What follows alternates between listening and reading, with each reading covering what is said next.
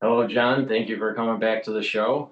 This, I think, is part, what was it, part 39, maybe? Somewhere. 38, 38. It's this 38. Okay. long series that we've been doing. Just want to remind the audience that we are live streaming on YouTube and simulcasting on X Spaces. If you have a question, please ask for the mic or type it into the chat, and you'll be able to have your question answered by John. And in the description of this video and all the videos that I do with John, you'll have access to his website. So click the link in the description of the video and sign up for the periodicals and maybe even do a reading. And we'll discuss about that and what that entails within the show. But John, we were talking offline before we started the show about this kind of concept that I'd like to introduce to the audience. So if you don't mind, I'm going to just take it just for the intro, and then maybe you can give me your perspectives on it. So there's this concept of periodicity with events, either because it's fractal, human history may be fractal. But I also think that What do there you mean is, by can you explain for everybody what you mean by human history being fractal? all right, so there's a periodicity that at so many moments in time, either every 100 years, every 150 years, there is a Cyclical. Yeah. repeat of history or a rhyme of history. Yes, a And rhyme or a cycle. Yes. A cycle, season. a Yeah. season, Okay. right? So you can take a circle and you can graph it and actually get a sine wave. Yeah. Okay? So you can break it into different components and you actually get a cyclical pattern. So there is a theory out there that nature runs on fractals or a Fib sequence, a Fibonacci sequence, a golden ratio. If you look at different aspects of nature, there seems to be a repeated pattern that is the golden ratio.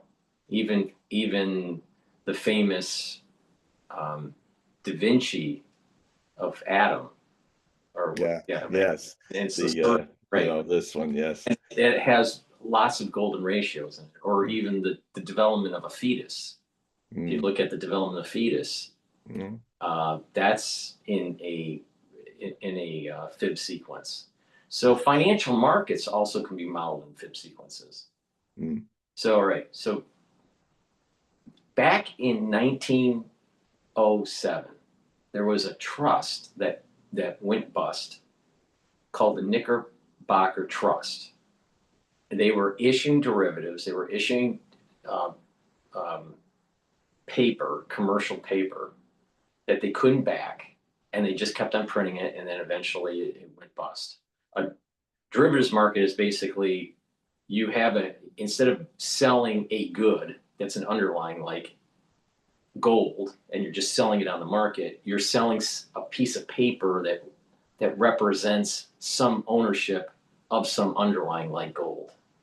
But if it's not regulated, it's just printing paper, right? And people speculate in this and eventually it crashes. Well, this particular crash in 1907 was the Knickerbocker crash. Well, what happened? What happens 100 years later in 2007? That's Lehman. There was a Lehman Brothers for Lehman everybody. Yeah. crash, right? Beginning of the Great Recession, Right. which I have called because the last Great Depression was called the Great Recession before it was over, and then renamed the Great Depression. I consider 2007, 2008 to be the Great Depression Right. that Right. we return to with a Absolutely. different way of keeping it on life support. Go Absolutely. ahead. All right. So now what's another major event that happens in the 1900s? 1914. That's the beginning of World War One. 7 years later. Right. Another cyclical number. Um, so so 100 years from that point is 2014, and that's where the coup takes place in Ukraine. So this is kind of like the beginnings of the war. It's the birth, it was the seeding of what I believe to be, yeah, that was the start of the process that set in motion the current Third World War that we're in, the conventional version, I call it. Now, I'm trying to stay ahead of telling people as a futurist, like, the Great Recession was not what we called it until it was over. I predict that people will, everybody's still saying, well, World War III is still coming because they think it's because of nukes. No, World War III has been with us. Just a quick, then I'll get back to what you're saying. The Maidan coup, which brought the U.S. Uh, fought to bring back, to replace a democratically elected Yanukovych of Ukraine, was replaced by neo-Nazis, by Victoria Nuland and a lot of the people that were in. She was deputy secretary of state during the Obama administration, and it was consciously done. The who's who of Nazism in Ukraine was, in fact, just recently, one of the key kingmakers of that, just a few days ago, was assassinated in Lvov. The former speaker of the parliament of Ukraine, who was Nazi Central. And so so long story short, that led to a civil war between the Russian Ukrainian states or oblasts against this new regime, which nobody had voted for, Ukrainians or Russian Ukrainians. And the Russians, which were targeted as being Untermensch, because the first thing they did was say, you can't speak Russian. You can't educate in school Russian. And basically, their whole idea was, we want to kick all you Russians out and take these industrial rich areas that you have created, that were put in Ukraine, that never really were asked to be in Ukraine, Crimea and all these places. And so what they did is they began to fight a battle of secession, and which they are now winning. But that battle began when Russia was brought into the fight, because the Ukrainians were going, with NATO's years of NATO's training, were going to invade the Donbass region of rebellious states, Lugansk and Donetsk. And I was back in 2021, I was writing and talking a lot about how that was coming and how they were going to do that. And that was finally going to provoke Russia to get fully into this war. And thus, on the 24th of February, as I predict it should be and will be understood, this conventional war, Third World War phase of it, the conventional phase of it, began on the 24th of February when a preemptive counterattack, preempting the offensive, which was just beginning by the Ukrainians, backed by the United States and NATO, began this ethnic cleansing they were going to do of the whole area, kick all the Russian Ukrainians out or kill them. They'd already killed thousands of people over the last 8 years in ethnic cleansing. So this is one of the ethnic cleansings that's not even talked about. So, and that started the current Ukrainian NATO-backed Russo-Ukrainian war, with US and NATO backing the Ukrainians as a proxy. It's literally a war between the United States and NATO against the Russian Federation. That's what it is. So I'm about to end. So that, of course, is one of the fronts. The other front is the Middle East, which erupted in 2023. It's just like with world wars. If you watch World War II week by week, very good series, because it shows you how the World War, the last one, was not just some big Hollywood thing. It just erupted all over the place. It starts a little here, it starts a little there, and then it grows. And it didn't really become, just like World War II was not called World War II until 1941 at the end.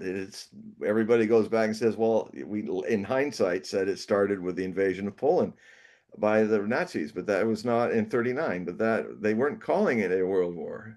They didn't call it a world war until the United States came into it and Hitler declared war on the United States after Pearl Harbor. and also the huge titanic battles that began in 41 when Hitler invaded the Soviet Union. That between that window, that's when this thing became a world conflict. And in the same way, this war has kind of got stops and starts going on because essentially it is a war of the fading hegemonic West, dominated by the United States, which is by making its dollar toxic for anyone to use.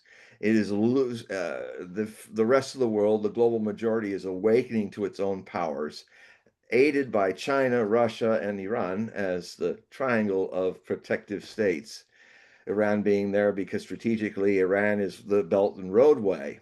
You know, the West would like to destroy Iran because it wants to sever Russia and China from each other, because the plan is to start a third campaign in the East, in Taiwan, which is supposed to happen. And we were just saying how this war, we talked a lot about how in our last show 2 weeks ago about how 2027, 2028 seems to really be 2026, 2027 are really bad years because of certain things that are going on with Jewish tradition, which will probably refresh everybody about Rosh Hashanah and blowing the shofar. And I probably said that wrong again. Um, You did it right. yeah. So somebody mailed me a shofar. What is it again? I'm sorry. Shofar, A shofar. shofar. So far, so good. I so I somebody out of the blue, I'd love them to tell me who they are, bought me a shofar, a horn of a ram that and a nice gift. Thank you, whoever you are. It's a very nice one. Anyway, um, so I've always said the danger has been, and we came very close in the end of last year. We became again in the spring up until through July a second time to this thing, this conventional scattered war becoming nuclear. And we're enjoy this lull we're in because I think in October, as I intimated in the astrology, October is going to be probably another big push of activity deeper into it with an economic side to it. So I'm about to finish. Sorry for the long thing, but I just want to make sure people understand what these cycles we're talking about are working on right now. That 2014, I even was writing about in my essays in those days in 2014 that I wonder if this was going to be 2014 was somehow going to be a repeat of 1914, which really triggered modern politics and modern times with the First World War, the first truly industrial dominated war that, and more so than most wars before, and especially it's followed by World War II, that made civilians, nations of people, targets. Not just armies, but really, the level of the civilian death and destruction was catastrophic and new to us. And the industrial precision that we could murder and destroy things was at a level that even 40 years before in the Franco-Prussian War and the Civil War, which hinted about these things coming, uh, that it was, and I was saying how 1914, I believe, I'm adding this too, because 2014 has created a situation which may come to its harvest in this year and the next year of something, a new level of shock to the collective masses of people that are going into a darker thing than what 1914 in a lot psychically speaking was worse than World War II. We talked about, I think 2 weeks ago, is that I'll just review it for a moment here. The what happened, the innocence, it killed the innocence, the Edwardian age, the innocence and naivety of politicians down to people and everybody, of how industrialization after 40 years of no war had advanced military science to such a slaughtering level that no one was ready for the kind of casualties that took place. in World War One, and it, in a way, even though World War Two was far worse, people got used to it. They could kind of roll with this darkness. And I'm saying we're about to have happen at the end of this year in the autumn, uh, a new abnormal that people are, which is not just industrial based, but artificially intelligent, artificially idiotically based. When it comes to people just not really, there's, in a world where there's so much information accessible, most people have been trained not to know how to use it. In fact, they're being trained how to use information against their own good nature. So that's, I know this is a long tangent, but um, these are the backstories to what Paul's about to add in his thing. So sorry, Paul. No, Sorry. I'm sorry. No, it's good to give the background on some of this Yeah, because this can branch off into many different ways, and this is an unstructured discussion. So just and it's also undiscovered country. right. Okay, so in 1914, the beginning of World War One. Now, if you go to 100 years later, that's when the coup's happening in Ukraine. Again, remember World War One starts really on the east side of Europe, right? In the Balkans, right? That's right. Okay. Now, in in 1918 was the Spanish flu. All right. 100 years later, off by 1 year. Oh, So but just one important thing about the Spanish flu started in 1918, but it was not eradicated and passed until 1920. interesting. Okay. Right, because of the different waves, the epi curves, right? So, Yes, all right, so go 100 years roughly, and you have the 120. in 2019, Yeah, and you have the pandemic. yeah. All right. Now, what is also interesting with World War One ending with the armistice in the League of Nations, it in what we call the interim war between World War One and World War Two, it was really a I'll call a false peace that leads to another world war. So we are seeing the beginnings of another false peace with the Trump administration, with these quick deals and stuff. Maybe he gets the Nobel Prize, maybe not, but it ushers in another war that would be if this 100-year example stays true, we're looking at something much larger in the in 2030s. Okay, now I don't want to go too far into the 2030s here. All right, so we have financial instability that started with Lehman, and we're still feeling the effects of Lehman. So this Lehman is Brothers, yes. 2007. Just like how Knickerbocker Trust blew up in 1907, and it reverberated through the roaring 20s and led to the crash of 1929. So if we take this 100-year periodicity, that means that in 2029 or 2030, there should be a financial crash. Now let's go into the details of the finance of this. The Federal Reserve and the ECB, the European Central Bank, and the B of E, the Bank of England, all have a lot of assets on their balance sheet because of the quantitative easing that took place because of Lehman. Also, there was a lot of stimulus and quantitative easing because of COVID. Yep. All right. Huge. So as they've been trying to sell off the balance sheet, called quantitative tightening, the markets start to convulse, and the interest rates on the bonds start to go up. So any revolving debt for the different different countries, the sovereigns, what will happen is that their borrowing costs go up. And so they have to have their central bank stop the quantitative tightening.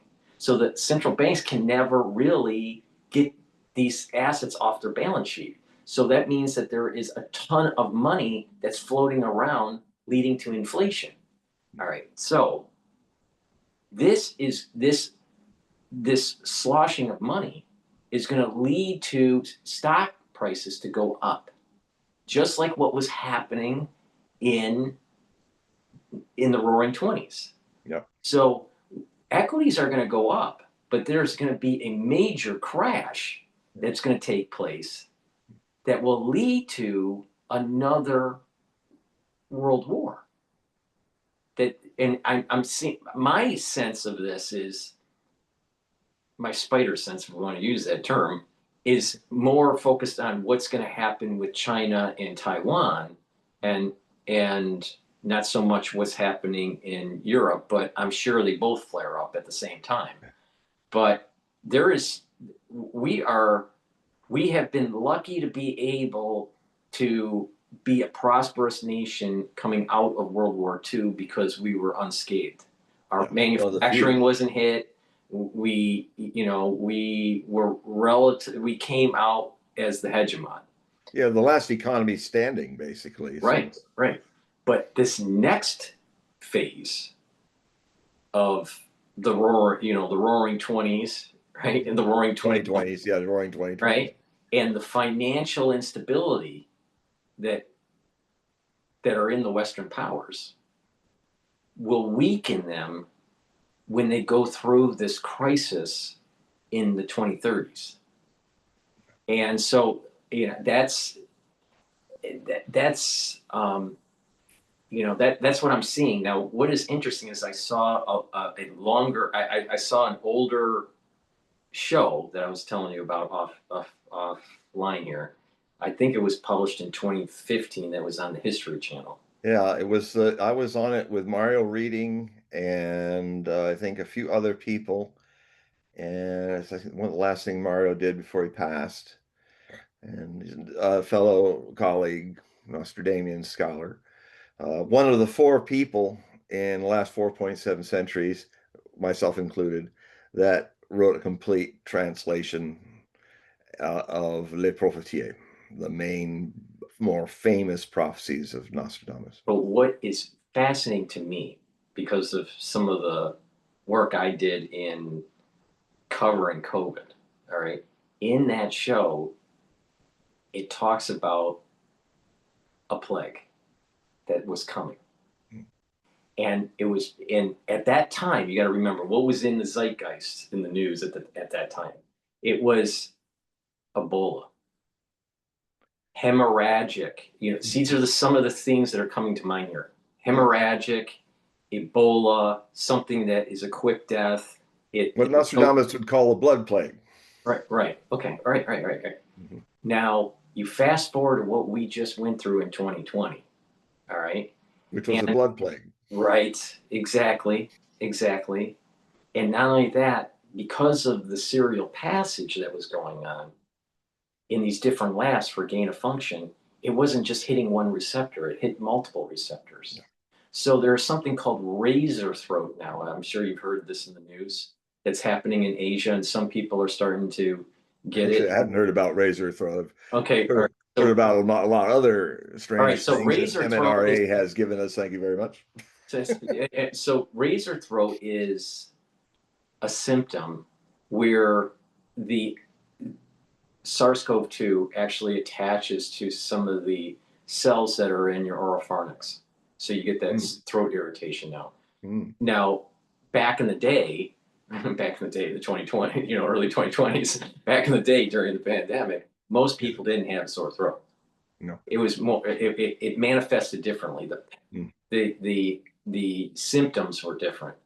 So when I was talking to Stefan Molyneux back in April and May of 2020, I said that there was going to be what I call the pinball effect, and that there was going to be other receptors that will start to get more affinity to the spike on the virus that will lead to different manifestations. Yeah, So you're starting to see this starting to emerge. yeah. And so I have Just this briefly, like, the MNRA plague, the cure that killed 20 million people and counting. right. So there's two parts to this. There's the pathogen and I'll call it the inoculation because of the censorship. Right. So the inoculation. The inoculation. And then in the inoculation is coding for the S1 and S2 subunit, which is the spike.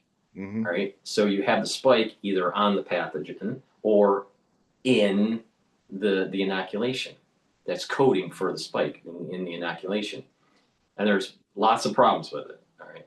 So what I'm seeing here is that what you guys were talking about in 2015 is actually what we went through and what is emerging. All right. Now, supposedly there was another influenza spike, another epi outbreak. Let's use the term outbreak. 10 years after the 1918 outbreak. So around 19, it wasn't as bad, but around 1928 or 29, there was an uptick of influenza. I Okay, have the feeling that there is going to be another substantial COVID event that is going to happen in 2019 or in 2029 or 2030. okay. That is part of this event that's taking place. And when I saw that show, John, and I've saw many shows that you were on. I mean, you were on lots of stuff over the years. And when I saw that for the first time, and you guys were talking about, it was fascinating to see that this is what you recorded in 2015. Yeah, it was a good show. I And remember. I was like, and at that time that was like some of the Ebola cases were starting to happen, right? Yeah. And it made sense that maybe that was it. Yeah. Right. But I'll tell you, there's something there. There is something there. Now, to overlay all this, Okay. 100-year periodicity, what we just went through, what potentially could be happening in the financial markets in 2029, what might happen with the surge of cases, because as antibody, as titer levels start to go down, as mutations start to arise, maybe even boosters that are pushed in the population, there's going to be some sort of event, another event, pathogenic event that takes place around 2030. Now, Kissinger passes away. Now, I don't know if you want to do this or not, but I'd be very curious to know if we can look up it. I'll look it up, but if we can look up when Kissinger died, what that means with the astrology. Because my take with Kissinger, even though there are many people that hate him because of Cambodia and all this, I feel as though he was a character. He was a key person that was on the scene that was trying that actually prevented or trying to prevent escalatory issues with Russia to prevent a nuclear war. Okay, let me just add some things to that, because he was doing it at Davos. At one last time, he was all hunched, in his chair talking. He rather shocked the people at Davos by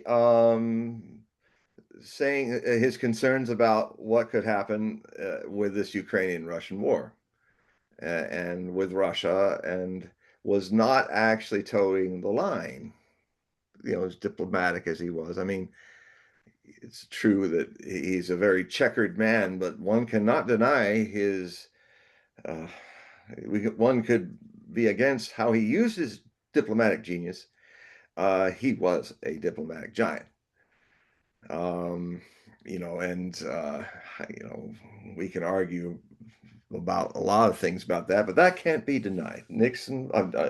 Um, uh, Kissinger was a giant. I remember following his trail when I was younger through all the situations and things he did. But he was kind of talking about how the globalist thing was failing. That's what I got from the things he was saying, and they were all kind of shocked about it. He was of course, he got old enough now where he was 100 or something by then, and just like you know, he didn't give a damn about that. He just had to say what was going down because it was kind of he obviously understood it was kind of his last testament, you know. And so, have you found when he died? Yeah. So he died. All right. He passed away on November 29th, 2023, at 100 years old. He died in Connecticut. That's interesting. The just maybe a coincidence, but you know, uh, October 29th uh, was Black Thursday, the stock market crash of 1929. Interesting. Wow. And it is, by the way, even though, well, November 29th, yes. So interesting, vibratory, maybe coincidence of numbers. But yeah, so that's happening there. So go ahead with what you wanted further Well, I was just say. wondering, astrologically, with what if there's anything there, knowing the importance with international affairs that Kissinger had, that if the death in November means anything. Well, it I think I think I think in this case it doesn't.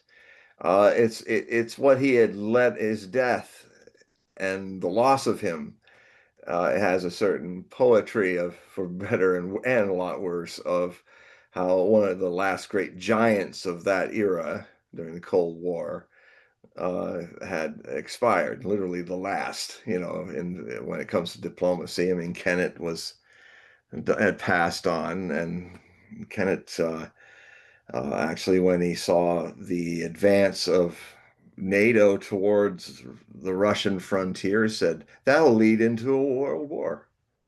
And he was no friend of the Soviet Union and all that. But when Russia folded, he said, that's crazy. If you go right up to the Russian borders, you will force them to go to war with you." And very clearly in 2008, 2007, remember, here's another parallel. That's when Putin came and did the Munich security speech, where he in 2007, yeah, 2007, early 2007, he's staring down McCain and all these people. And he's basically, long story short, you can see the speech and read the transcripts if you're interested. He basically shocked them very politely, as Putin was always a very polite, lawyerly fellow. He basically said, you've broken these promises. You're expanding NATO. You know, you made a promise to the Soviet Union not to do that. You broke it. Actually, Clinton started breaking it. George Senior Bush was all for it. It was in writing, not official treaty. That was Gorbachev's greatest mistake of many naive mistakes that he made. It should have been written down, not one step beyond Germany. If we agree to unite, let you unite Germany. Because back then that was a scary thing because everybody's saying, oh, if Germany's not divided, they might get strong and crazy and want to go to war with Russia. And look at what's going on now. We've got the Germans, you know, wanting to put heavy missiles and other things under Merz, the current German government is kind of wanting to get into a shooting war with Russia again. So these people don't learn. Um, anyway, before I get off into too many things to tap upon at once, um, The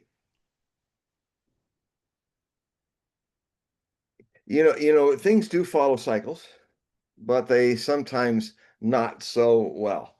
And there's another huge element in this that is really not a part, or maybe it's a reaction or response to a cycle that has been dominated by who? The Western world. When we look at a lot of the tulip mania all the way back, in the 1600s and all of that, one thing that they all share in common, whatever ups and downs of the economic cycles, the fractals, have been dominated for the last 500 years by the colonial empires and Western empires and Western dominance. This is a rare thing because most of the time history is not dominated by the West. We are a backwater. We have been. We were a backwater. Now Rome was was a power, but Rome was actually trading with the Chinese. There were people, it's not surprising, I wrote earlier about it in my May Day articles for Hogue Prophecy Report, that the lost years of Christ could very well be an example of where he probably, because Nazareth would have been a place where people were coming off the Silk Road and coming to do business in Judea, in the Roman Empire, Eastern Roman Empire, where a lot of economy was more happening in the eastern side. That's why it survived better than the Western Roman Empire when it split. That's why the language of commerce was Greek, and probably even Jesus knew how to speak Greek because it was the lingua franca of commerce in the Roman world. And if you study it, there were a lot of trade of silk and from India and cotton, and from India outfits and things and gold work, as well as people. Marco Polo was one of the last people, him and his family, one of the last people to from Europe to travel down there. So it's possible that some Roman traders turned the young Jesus into an adventurer and telling them stories about Buddha and other things that were going on in Asia. And he probably tagged along with them for those lost years. And people who knew, we're not talking about myths, they had been there. And that's why he ended up in Ladakh. That is why he ended up in these places. And that's why he brought back, as in earlier shows we talked about it, a very Buddhistic interpretation of, the New Testament is not that new. It's 500 BC talk. A lot of it is based on Buddhist scriptures, the Dhammapada, which Jesus learned. Anyway, I'm saying that to make a point here that there's another factor that's being missed, and it's I think this cycle that you're talking about is more rooted in the decline and fall of the Western hegemonic control of the world, with America being its top controller, and the rest of the European empires now being reduced to vassals. Gone is the French Empire. It's on the last vestiges of it in your period of 2023, 20, from the 2020s, we have seen the last bastions of French colonialism being systematically debased with Niger, with what's going on in Niger and Burkina Faso in Africa. They're finally saying, no, we're not going to pay, we're not going to be paid next to nothing to sell you our resources at a price that's disgustingly unfair to the people of Niger. They had a rebellion, and the French had to get out, and then the Americans had to get out too. Now, the only vestige of anything French in Africa is a bit in Chad, but they're also going out too. The French colonies, one of the last colonies to expire. And there's if there's an economic crisis coming, I would just qualify on everything you said, Paul, is going to be a Western economic crisis. It will be isolated mostly to the West. And it's based on why, why is the stocks selling US bonds at values that make them 45,000, I just noticed.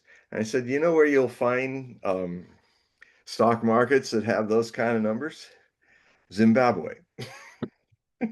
When your money isn't worth anything, you can if everybody's into the same capital brain thinking head from the head. That's where capitalism gets its idea. And if it's from the head and if it's a good idea, everybody makes that good idea. This is classic Aquarian age stuff where atmosphere and thought and ideas become as real as something physical if everybody agrees to the idea and follows its rules. But that's not happening now. It's and that's maybe because it's a very Piscean controlled last 2,000 years idea of with the last 500 years being Western controlled. And what we've really got here is a world war between the US dollar and the BRICS nations. These are this is an idea. First off, let's get a few lies that are being thrown out there, thrown out for good. There's not going to be a BRICS currency. They gave up on that 2 years ago. They looked at it, but they realized there are burdens when you become a global currency that the United States is now ruining the karma of. It has advantages which may help us weather this economic storm that's coming better than Europe, because we are a continental country. Our geography is still in our favor of having two oceans and not very threatening neighbors. Um, the the United States could actually weather this a whole lot better than Europe, which, I mean, just last week, it's looking like Britain is going to have to ask for a bailout from the International Monetary Fund. And guess who else? France. Mhm. France is having a problem, another political crisis about to happen, where they're going to have to vote for something and it's not going to pass through. And it may very well be that Le Pen's uh, people will have a new parliament. And what it may also be is that the French president, Macron, may actually, uh, one option is he might early retire. Uh, because otherwise he would be dominated by Marie Le Pen's people, which his people have tried, the globalists have tried to force her not to be able to be elected, making up some claims that she did something wrong and that she's going to go to prison for it. I mean, there is no democracy at all in Europe. Can I ask a question, Good. John? So there's a working theory that suggests that if the war in Ukraine ends in some sort of ceasefire, long-term ceasefire or peace agreement, Never will, but okay. that France and the UK will force some sort of conflict in the Balkans to prevent the central bank from doing the quantitative tightening. Because the idea is that you have to have some sort of emergency happening where the central bank can't titrate the assets back into the market. Then do you see that as a possibility? Well, as one of the finest prophecy trends person, uh, watching things since the 1980s, is Gerald Celente. I mean, he's so good that I don't approach his trends journal until I've got a pretty clear idea from my own work where I think things are going, and I'll read him to see if we're on the same page, and we're almost always on the same page. So I try not, because he's that good, I don't want to be influenced by him. I really respect him. I think everybody should read his Trends Journal. But he has famously said, he has, like me, he makes new words that are wonderful, like the prostitutes for the press, the prostitutes. He's a Sicilian Italian American, and man, he's a great show to watch. He says, they're prostitutes. And but one of the things that really resonates with me about him, he says, look, if you have economic crisis, a depression, you get out of it by going to a war, preferably a world war. Now, I've been seeing since the 90s another Balkan War happening in the 21st century. And I wrote about it in my Nostradamus, The Complete Prophecies. During the mid 90s, I wrote that and published it with Thorson Books in 1997. And I was shocked when I'm doing my upgrade of all of that, the Nostradamus project. I was shocked. I was not planning to have to actually re-quote a lot of what I had in that book, but I had to because it was all surprisingly accurate. I was even surprised. And yeah, and in the new editions, I was already a year or two ago putting entries in the updates showing how, yeah, there's definitely a plan to stir up the Balkans again, 1914 style. Mhm. Let me let me And I just think check. that's going to be a front that's going to come up. And but before that comes up, very important thing. I was even having talks with a friend of mine in France this morning about it. And this person is deciding, she's French and deciding where she ought to be. And I just had to say, I think you could try to be in France for a while, but frankly, I think even though it's going to be bad everywhere in the West, and just remember that again, because I'm going to go back to the BRICS here, but this is a Western problem.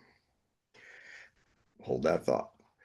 That America has a lot of things about it that has more potential to, with its isolation being now a favorable thing, to, and the fact that the MAGA movement is evolving into something bipartisan.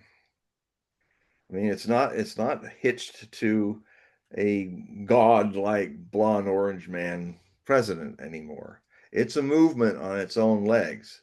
A lot of I when I look at how certain major figures of Bannon, Tucker Carlson, the Congresswoman, I can't remember her name this moment, that they're kind of growing into it. They're being critical of Donald Trump not following what he said he would do. Like, America first does not mean be a bigger hegemon. America first means let's come home and fix our own shit. You know, it's just like let's go home and come back home, America. I've been using this, saying this for several years now. Come back home. Stop wasting your money and your treasure and your interests on Europe and all of this. Come home and rebuild the bridges here. Come home and uh, let us begin the long generational struggle to recover the industrial base that we gave away to China. It's not China's fault. It was because of our lack of vision. We always thought that the Chinese would just be our factory and we'd be the CEOs. Even Clinton famously said that. Well, Clinton has not a very good view of the future. Um, he and it's racially biased, I contend, not conscious. But oh, little Chinese, they're not gonna, they're always the ultimate laborers for everybody else. And that was really the kind of the great white Western colonialist was looking at China in the same saliving way, drooling way that everybody was looking at China in the European colonial powers in 1840 with the Opium Wars and all, where China, which was the largest economy in the world, center of economic activity for centuries, even during our dominance, that at that time the British and the French, when they created the Opium Wars, and then the Japanese getting in, and all these attempts to break up China and break up its economy, well, that was kind of an upside down version of the BRICS. It wasn't that the BRICS were being created; they had been the East being dominant economically had been around for centuries, even when we politically were dominating the world for 500 years. And so that all got busted up. And you got to understand, you want to know the backstory of the Chinese, why Taiwan not is not going to go to us or be independent, is that Taiwan was stolen by the Japanese during one of the Japanese-Chinese wars at the end of the 19th century. And Formosa was then made a colony, as was Manchuria, was created into Manchukuo, and its industrial base. And what happened is from the 1840s to the end of the 1940s, with Mao taking power after the greatest civil war that ever was fought in men and material and time, the Chinese Civil War started in the mid-20s. And it lingered and then got to its climax when the Japanese in 1937 began in earnest their attack on mainland Japan. And frankly, I think the historians should take their pro-Western bias aside, and rather than say World War II started in 1939, it started in 1937. And it started big with Japan's invasion, Imperial Japan's invasion of the Chinese nationalists. And we're talking about titanic battles that we hardly even know of that happened there. I mean, the Chinese, just in the final years of that, 1925, again, there's the 20s again. Um, what happened was all the Japanese weapons were laying around when the Soviets came in Manchuria and basically overwhelmed the Japanese armed forces, which was the reason why Japan surrendered, not the atomic bombs. In fact, the Japanese were trying to surrender for 6 months. When Berlin fell, they were also ready to surrender, but we didn't. Uh, they said, we just want you to keep the emperor on his throne. That's it. Otherwise, that's our only condition. Otherwise, we'll do whatever you want. We don't want to become a divided Berlin, East and West Germany, which could have happened. A North and South communist Japan and non-communist Japan. That was the thing. If you read Japanese documents that have been translated, that's the motivation. Because frankly, all they did with the two bombs, which they left those two cities, Hiroshima and Nagasaki, on pretty much untouched because they wanted to save those for the atomic tests, the atomic blasts. And and then a lot of people were saying when they realized the bomb happened, says, "Well, what's left to blow up? You've blown up, all our cities are in ruins. You know, so what? Yeah, it's a terrible weapon. Thank you very much. But so what? If they had launched those before all the fire raids, if they could have, that would have had more significance to them, because then all Tokyo and everybody else would be fried in the same way. But no, it came after the fact that Japan was laying down on the ground in a pile of rubble, and we dropped a few bombs, atomic bombs, to knock over a few remaining walls. Um, and in a terrible, horrible way too. And the only good thing about that is that people got to see how horrible these weapons were. I, the to talk about Kissinger, the Kissinger effect. Um, Sometimes the dark things people do alchemically also can be a great help. The fact that Truman and all these people were just so desperate to launch these bombs off to scare Joseph Stalin and the Russians. Well, frankly, the Russians already were being given by the scientists of the Manhattan Project. Certain scientists, maybe even Fermi, were actually giving the information on how to build these because they thought America being the only person with a bomb like this, it's like Golem with the ring, you know, or Isildur with the ring of power. I have this nuclear power. And, a lot of scientists realized that the Americans were given such ultimate power. Wotan with his ring in the Wagner ring cycle from Albrecht. The ring of power will absolutely destroy it. Destroyed Valhalla, it destroyed Wotan, it destroyed Isildur. It is it's the serpent, the ring with the serpent that eats its own tail. Um, so what was very good and a good thing about killing 360,000 Japanese and a few half a million more from radioactive diseases in Hiroshima and Nagasaki is that people saw how terrible, because even some people that were really good predicting Nostradamus were like Andre Lamont. In the 1941-42, he wrote an amazing book where he was quite accurate, and he started to look in the near future, and he said this is before there was atomic weapons, and he said that he thought the next World War, the Third World War, would be with the Russians, and it was 1942. Russia was fighting with us at that time on our side, and he said 1950 would be the next big war. And of course, 1950 was Korea. And there was a very strong option there that President Eisenhower threatened China of using nuclear weapons to get them to at least end it in a cold stalemate, like a lot of people want to do with Ukraine. We'll get back to that too. Um,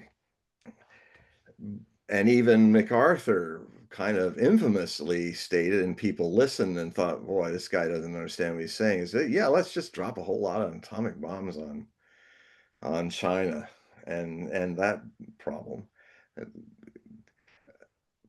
Everybody had Hiroshima and Nagasaki on their minds. If there hadn't been those, they might have, yeah, let's see what it can do. Right. And they would have dropped a lot of them. And they might have even had, back in 1950 or 53, they might have had a nuclear winter.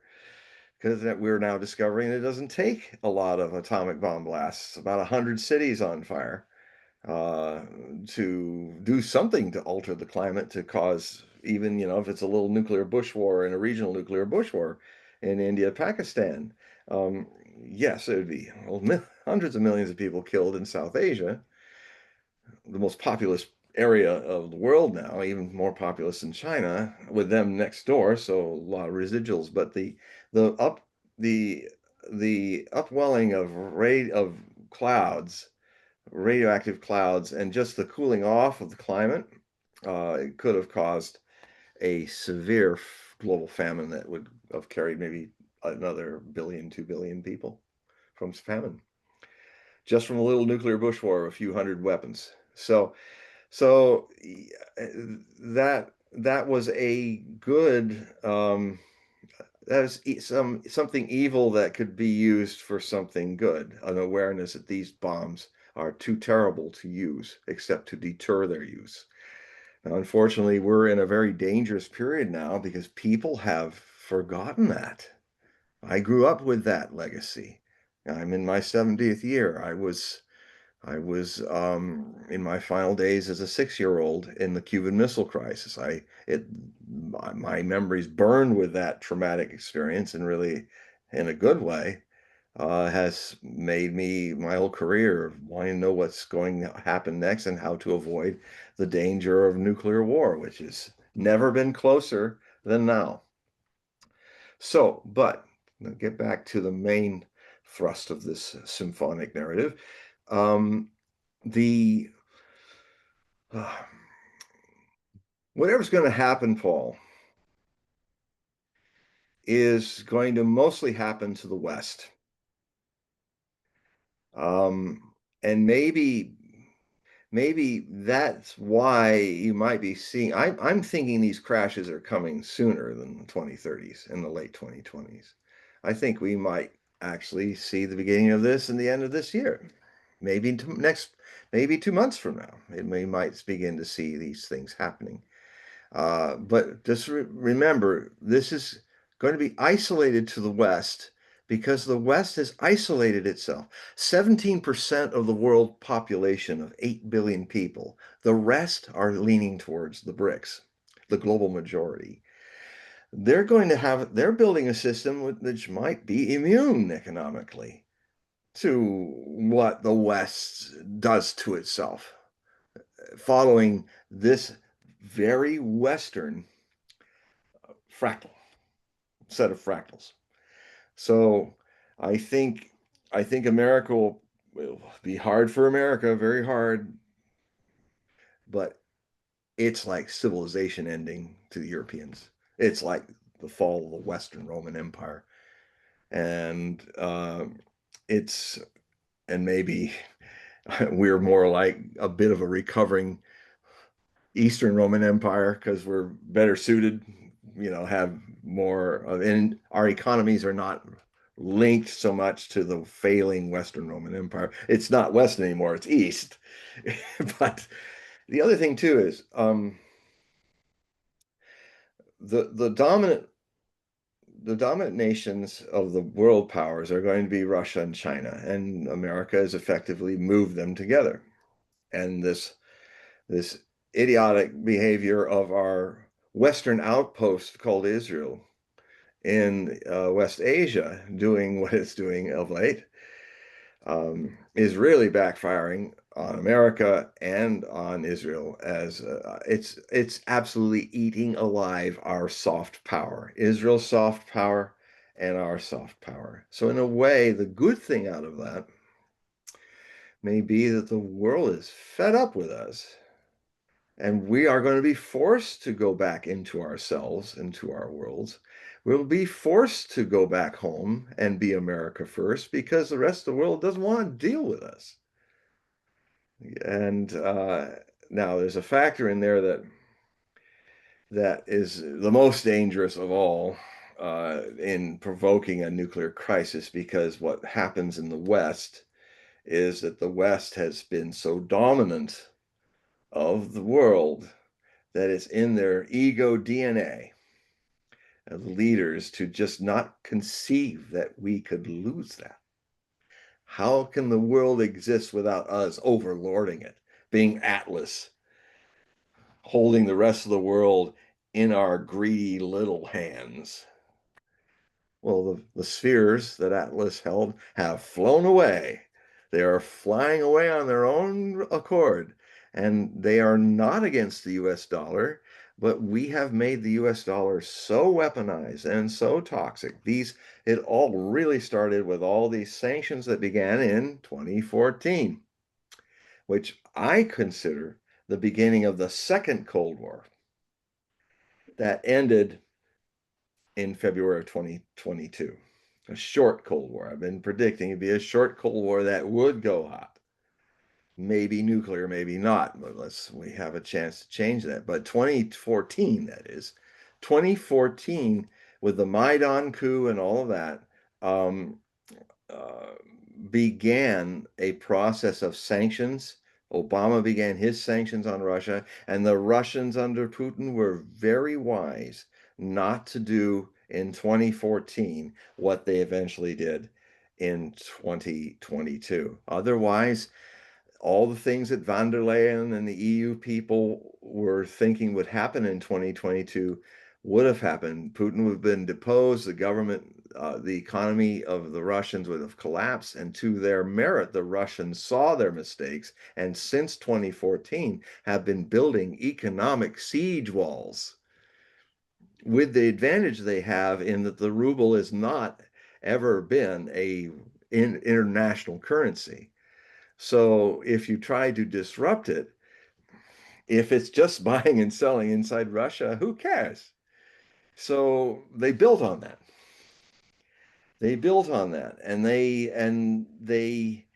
I mean, even in 2021, when the Russians made a demonstration that when the Ukrainians were back in 2021 using that army, most of it being built and trained during Trump 1.0, So when he says he had nothing to do with it, he was the person who actually set it up. He doesn't remember that. It was mostly Trump's administration with NATO that started to train, prepare for they built one of the largest armies, de facto NATO army out there. I think only the Turkish and the American armies were larger, but we're talking about a major army, all NATO trained for years, mostly in Trump's watch. And it was in Biden's watch that the war started, and then we were just pouring even more and more stuff into it. But the training, well, the numbers now that are coming out from the hack that was done on the Ukrainian military records. It was a hack that I imagine it was probably FSB that did it, but the hack has all the records, all the people who were recovered and dead, and all the missing. Ukraine has lost 1.7 million dead and another million injured beyond being able to go back to fight. It's because of their tactics, because of the NATO never trained the officer corps of Ukraine to behave like modern multi maneuverable commanders. They didn't want to go in. So all those generals and people that are running the Ukrainian army are thinking like Soviet officers at the time when the Soviet system was corrupt. That's why they literally murdered most of their own people by just charging in. They were doing the human waves, not the Russians this time. The Russians learned from their mistakes. I mean, there was no reason why Russia had to lose 27.5 million, of which I think 9 million were Ukrainians in the World War II. But it, I can't really blame Stalin for that because they were caught by surprise and they didn't have time to do it right. But they're still demographically, Ukraine is even suffering greater than Russian Federation states on a demographic crisis that is around Russia. But anyway, the thing is, the the Europe is going to begin to financially crumble and then politically crumble. I've been warning about this. Um, the it's kind of Europe as a whole is suffering from a lot of really bad economic decisions over the last few decades, and and even and one of the people that I mean, Kissinger is one person to condemn, but one of the people that history should condemn, she's still alive, is Angela Merkel. Angela Merkel ran Germany, the heart of whatever Germany does economically and militarily affects the entire EU/NATO world, the vassals. She, in her long rule of Germany as chancellor, made sure that nobody better than her had a chance to be a successor. And all that was left when she was done with it was a world, starting with Germany and to the rest of the European world, a level of mediocrity in leadership that even makes the people of 1914, which were pretty dumb people running Europe, look like geniuses. The level of stupidity and comically incompetent people running Europe is a shock.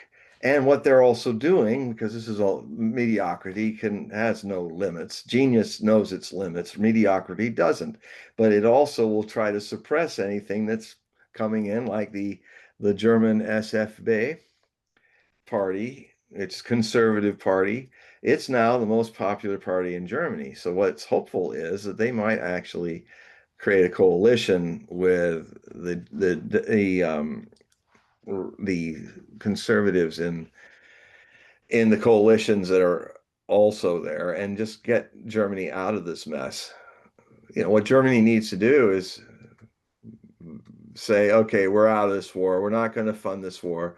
We know who destroyed the pipeline that took away our cheap Russian natural gas, which was the very foundation of European society, economically supported, with all our health care and stuff like that, because we got cheap energy from Russia.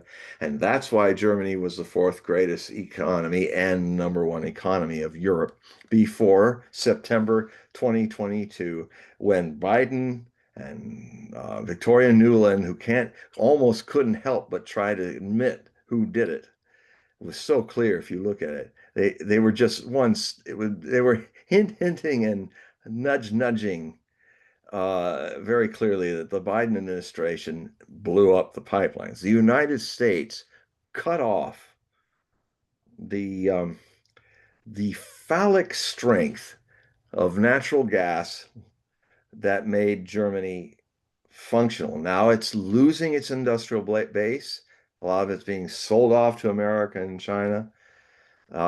It switched off all of its nuclear power plants before it had an alternative technology to replace them. It just started, oh, well, let's just cut it off now. This is stupid, stupid moves.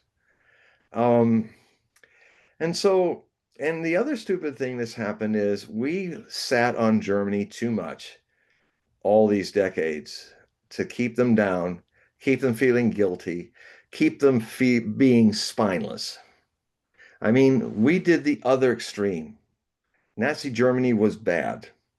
But what we've done in the post-Nazi Germany world is turn Germany into something equally wrong, a guilt-ridden, spineless nation, losing any sense of its heroicness. You know, and it's like this is what we do. We just do replace one extreme with another, and because it's the heart of politics and economics in the EU and in NATO, these systems will collapse, maybe before the end of the 2020s. I mean, there is a prophecy of Nostradamus, which is very intriguing because its index is 2Q22, century 2, quatrain 22. And sometimes, as Mario Reading was right sometimes, I mean, in that same documentary, the poor guy was trying to explain his new theory that every quatrain number is a date. And he fell for one of the I was kind of shocked that he went there because he's very talented. But even Mario got trapped by the idea of there's got to be order in Nostradamus's chaotic prophecies. No, it's Occam razor all the way. It is chaotic. The whole thing is chaotic, and that means it's the mother of order, but not a chaos hiding order. There are some ordered things that come out of Nostradamus's chaos. Just like if you have enough clouds making star stuff, as Nietzsche said, you have out of that, you have dancing stars being born.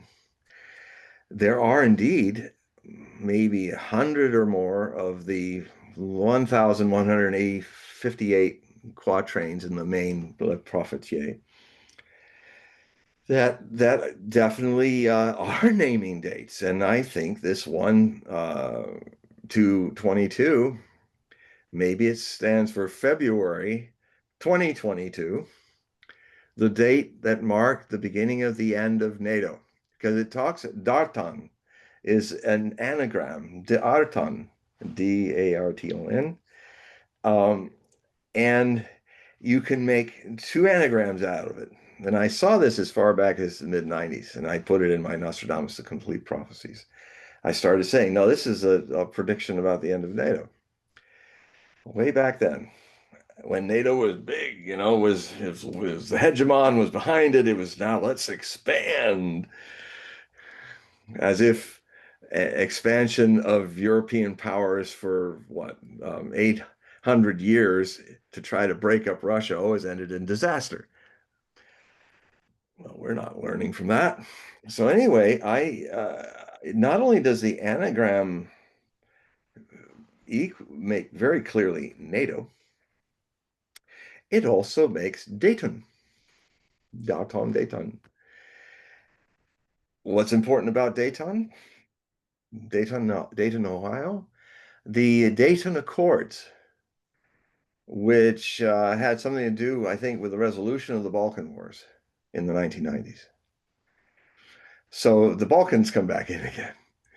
Um, and so the Dayton, NATO, Darton, and it talked about how the flag of it would be,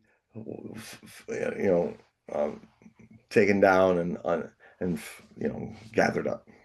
And um, anyway, so it's one of the more remarkable, interesting, at the least, coincidences. Of course, if we, I Well, mean, this plays into the idea that ramp up something in the Balkans, that's right. prevent the quantitative tightening from the Bank of England. Yeah, that's what Kosovo's all about. Try to get Serbia back in the war, and now they're Srpska, and they're being really NATO's being really hard on Srpska, which is a Serbian area that's not incorporated into Serbia. Yeah, it's funny because it's the same stuff. I mean, there were two Balkan wars, one right after the other, that happened, I think, starting in 1910, the first Balkan War, and then that ended, I think, in 1912, and I'm not sure on these, but almost immediately after that, there was then 1912, 1913, maybe even a little into the beginning of 1914 was the Second Balkan War. So we could pull a Shanghai here and say World War I actually started in 1910 over the Balkan issue, which then became global. See, Just this is the like, mistake that most historians make, is just that wars are these very disparate points in time. It's very yeah. delineated, and it's not. No, it's It's like cancer is something that happens suddenly dramatic. Oh, I got cancer for smoking cigarettes for 40 years. No, it's more like cancer. That's where I disagree with those historians right. completely. There's this continuum, and it just They're easy. trying to One event. create order and definitiveness when really reality is not so definitive and ordered. Now, what's interesting about the Dayton Agreement is it was signed in November Ah, or 21. Here comes again, and so ah, 8 days off of Kissinger's death. ah. Death. Isn't that interesting? Well, these are vibratory harmonics. You There's know, on it. it's funny. My master Osho, all, 3 7s, 21. The number 21 vibratory always came up in his. He was enlightened at 21. He had these 3 7-year cycles in his when at the age his astrology showed that at the age of 7, 14, um, and 7, 14, and 21, he would have a brush with death, and it wasn't clear if he'd survive them. And it's interesting because his memory of his past life was as a Tibetan adept in 700 years ago. And he was doing it's in the Jain tradition. That's probably why he ended up being born a Jain. But it's also a similar tradition where a Tibetan Lama, if he's done everything he's can do with the body, then he makes a ritual of conscious death where he um, stops drinking water, stops eating. Actually, my mom did this in her death. I said to her, "Well, this looks like it's coming. Do you want me to keep giving you water and food?" And she said, "No, no." Mhm. And so in 6 days she did this, but it takes usually it takes 21 days, 3 weeks for the way the Tibetans do it to have this. And it happens that some of these adepts, when they die, they like don't even rot. They're just like, in fact, apparently his body is covered with gold in some hidden place in Tibet, like many other adepts. That's what we only surmise because there were some of the most remarkable accurate prophecies come from Tibetan prophecy. And they knew for hundreds of years, the Chinese, and they knew the year 1950. They knew that the Chinese were going to come and take the place, and they had prepared for it literally for hundreds of years.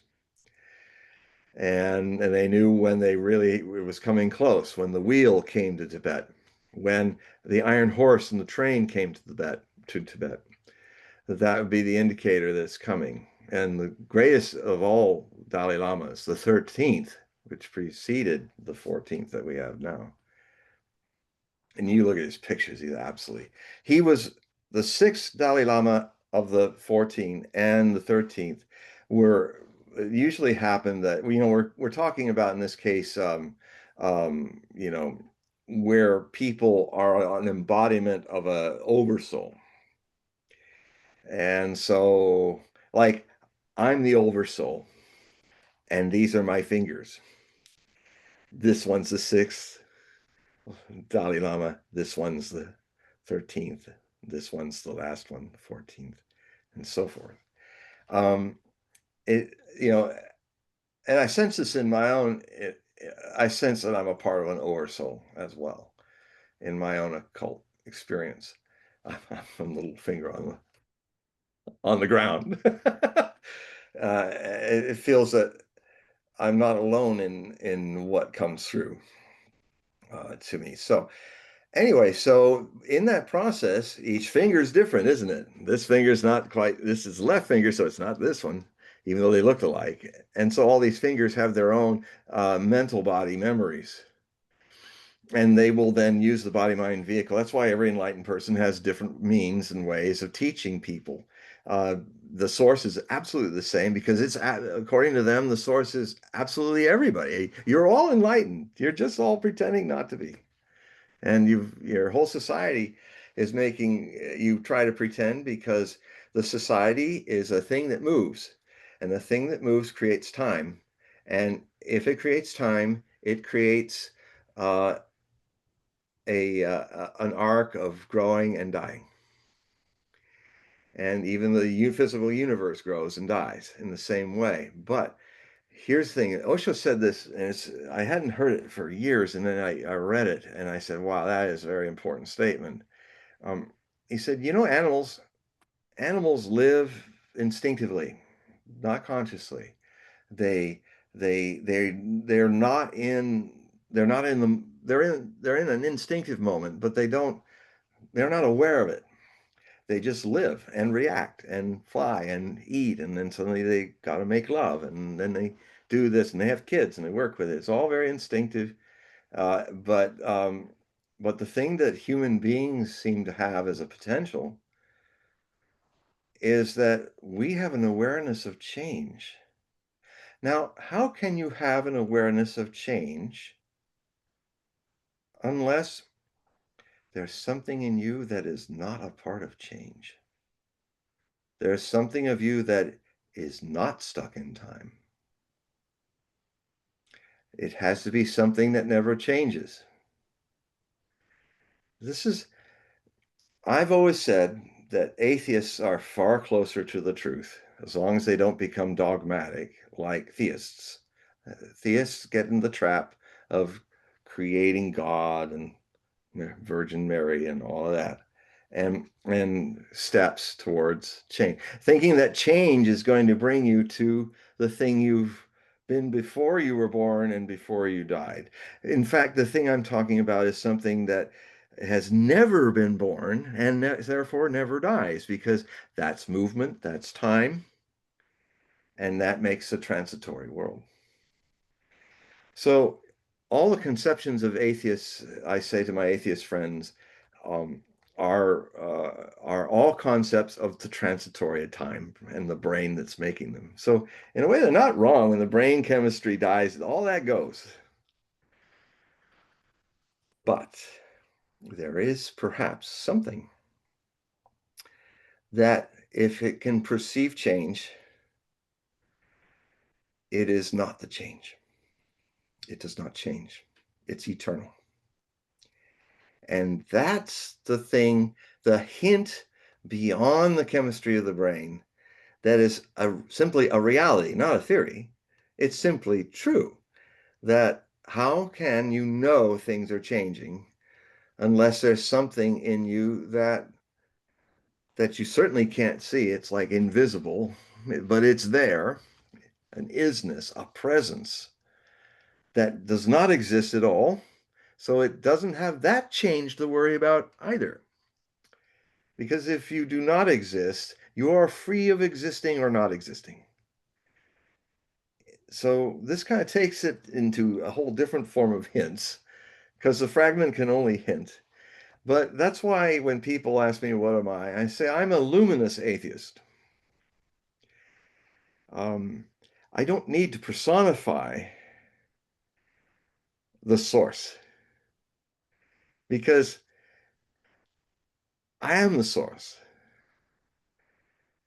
And so there's, the godliness. Osho used to hint, call it godliness, not God. There's no God. There's godliness. And it's absolutely the source of everything. Um, so anyway, that's a tangent, a little break from this. I will now go back into the situation. In the overview, I think a lot of this is going to happen sooner than later. It's all, in fact, this autumn, we may see the financial crises begin to spread across Europe. And that will lead to political upheaval and revolution. Now, to your idea about going into the 2030s, I mean, I will bring in another theme that's now astrologically speaking, to bring back that issue too. You asked, what's the astrological significance? Well, I will say not so much about Henry Kissinger. However, when he died and into 2024, we had the very long cycle transit, the transit of eras and epochs which Pluto rules in astrology. Pluto, the underworld underpinning our eras, Lord of the underworld, Pluto, basically what was going on, I've been commenting about it in my writings in 2023 and 2024, is there was these little dips happening where in 2023, I believe Pluto was getting closer and closer to where it was having some relationship, not in a near conjunction, but with its future in Aquarius. The age of the United States began with Pluto in Capricorn, 27 degrees, Capricorn. It in 248 years, that entire cycle has come back to reboot America, rebirth it, and the era, and with it, rebirth the middle class concept, the Enlightenment concept, and the what else? And the idea of an aristocratic domination of the 1% over the world. Last time it happened, the beginning, the aristocracies out of blood rather than the bottom line of wealth. The aristocracies, the royals, were at their peak. And they were fighting each other and they were in different camps. The royals of France were fighting the royals of Britain. And they were all, as I've said it before on the show, they were all coming to their peak because of those ideas in the British colonies, as well as in Europe, in France and Britain especially, because the industrial age was starting to get into its beginning prelude, and that was caused by the growth of middle classes in Europe, which were creating more and more wealth than before. And of course, the royals picking, being the parasites that they are, profited much from the mercantile classes that were gaining more power across Europe. And they were overthrown in the French Revolution when Pluto was in Aquarius, well into Aquarius, as it is now, since the end of 2024. So the influence is astrologically is the shift from the Capricorn transit that created America to the long journey starting with Aquarius that will take another 248 years before it returns to pass over the birth date positions of the United States on July 4th, 1776. So that that is going to so we are going to go through a death and rebirth of the United States. It will probably have revolutionary qualities in it too. It may fail. Whatever is born will be a very different America that will build from that. But what's also changed is when there were only a small area of the world in the West, because it dominated it, that created middle classes. Now, 248 years later, the middle classes are global. Everywhere, South America, North America, all the continents, poor or rich, doesn't matter. There are burgeoning middle classes in Kenya, in South Africa, in Vietnam, and what is the future that Pluto's moving into is definitely enabling the BRICS. BRICKS. See, well, anyway, I can't. CS. I can't picture letters. It's a problem with dyslexia.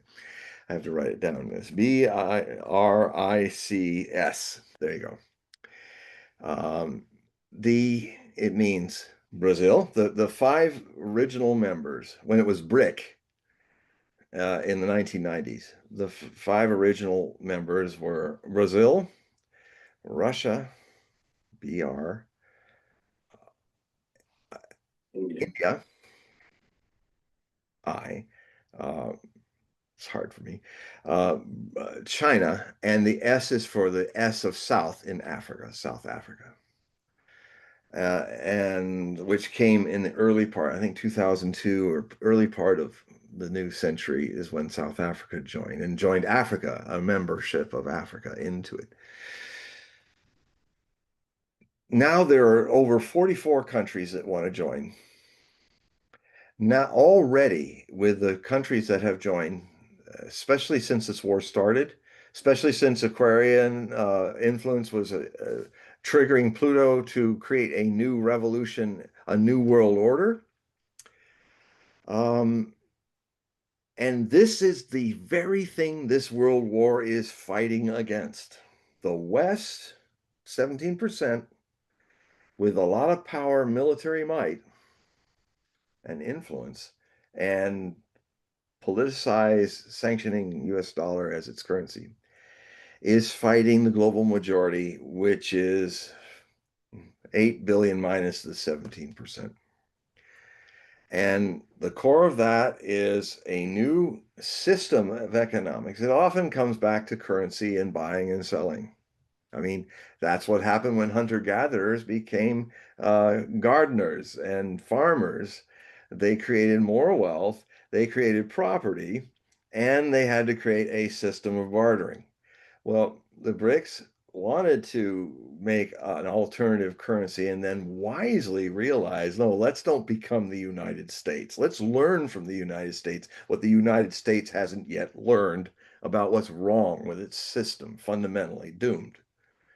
Because if you make a buying and selling currency a knife to stab the people you're doing business with, economically speaking, well, if they come, it had to happen. These things have their timing, and this move of Aquarius somehow is vibratorily bringing revolution back to the world. And in this case now, it's global.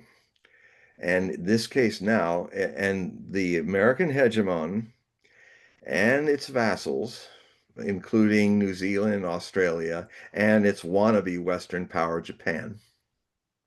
That's the little gathering. It's Canada, United States, the European Union and NATO, European members, the vassals. And then it's Australia, New Zealand, and Japan, the wannabe Western nation in Asia. The point man in Asia. and the unofficial point man being Israel and Western Asia, and East Asia, the other place.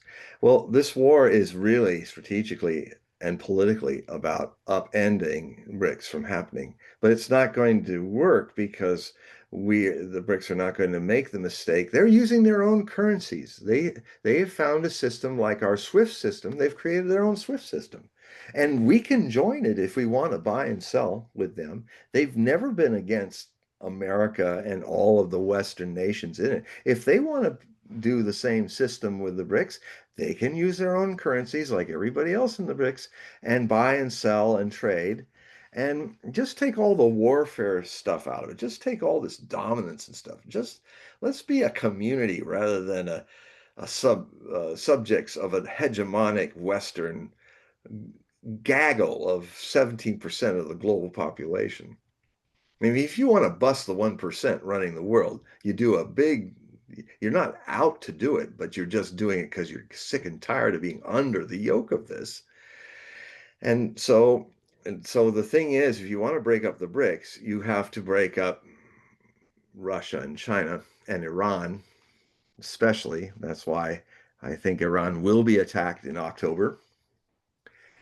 And since we had our last show a couple weeks ago, I can say that one of the reasons that Israel will very unwisely do this is they're kind of trapped in the thing. All of Netanyahu and his Zionist regime's successes just remind me of the kind of madcap way Hitler just kept winning and winning, but in the winning he was creating more burdens and overstretched situations. And I mean, Israel is following, repeating the same cycle that Hitler went through, even genocide.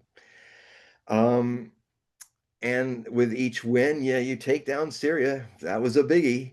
You've kind of backed Hamas. No, well, Hamas is in its holes, but the Hezbollah in Lebanon is lost its connection to Iran so that it can be a proxy of Iran. So, but with all of these hits, there's come a price that, just like the Nazi expansion, the Nazis in Jerusalem are not able to. They're creating the same problem, and so what they're going to do, they kind of have to. They're going to have to strike earlier. They're going to have to strike before they're ready. They're going to have to strike while they're still licking the wounds. The devastation that happened to Israel in 12 days was extensive. And Iran said it, and Iran actually has the right, according to the United Nations, because Israel has already started these attacks, to surprise attack Israel. They actually have a right in the United Nations to do that because who attacked them first? Iran didn't attack on the Friday the 13th, unlucky Friday the 13th. Israel did. Surprise attack. And then the American, the big dumb brother, as often call America's role in being the big, stupid, very powerful giant that goes, oh, okay, I'll go in there and hit Iraq for you and Syria. And, Iran, okay. And then we step in and we're going to really get it knocked back on our patootie too if we do this again. So that's all could happen in October, November. And so the consequences of that is, well, how does that play in this thing lasting into the 30s, 2030s? Well, it will in one regard, because we're coming to, and by 2034 to 2036 is the period where, in this case, rather than 7 or 8 passes, there are 4 passes, direct course retrograde,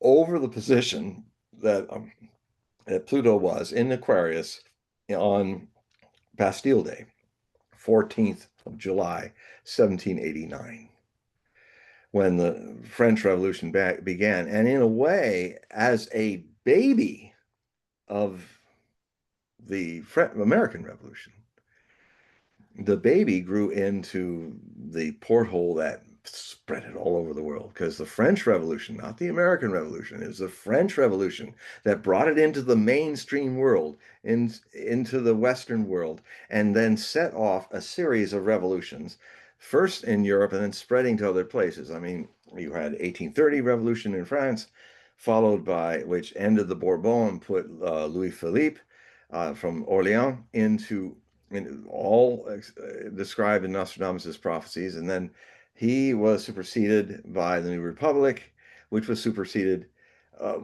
because of what happened in the 1848-1849 European Spring, which saw revolutions across Europe.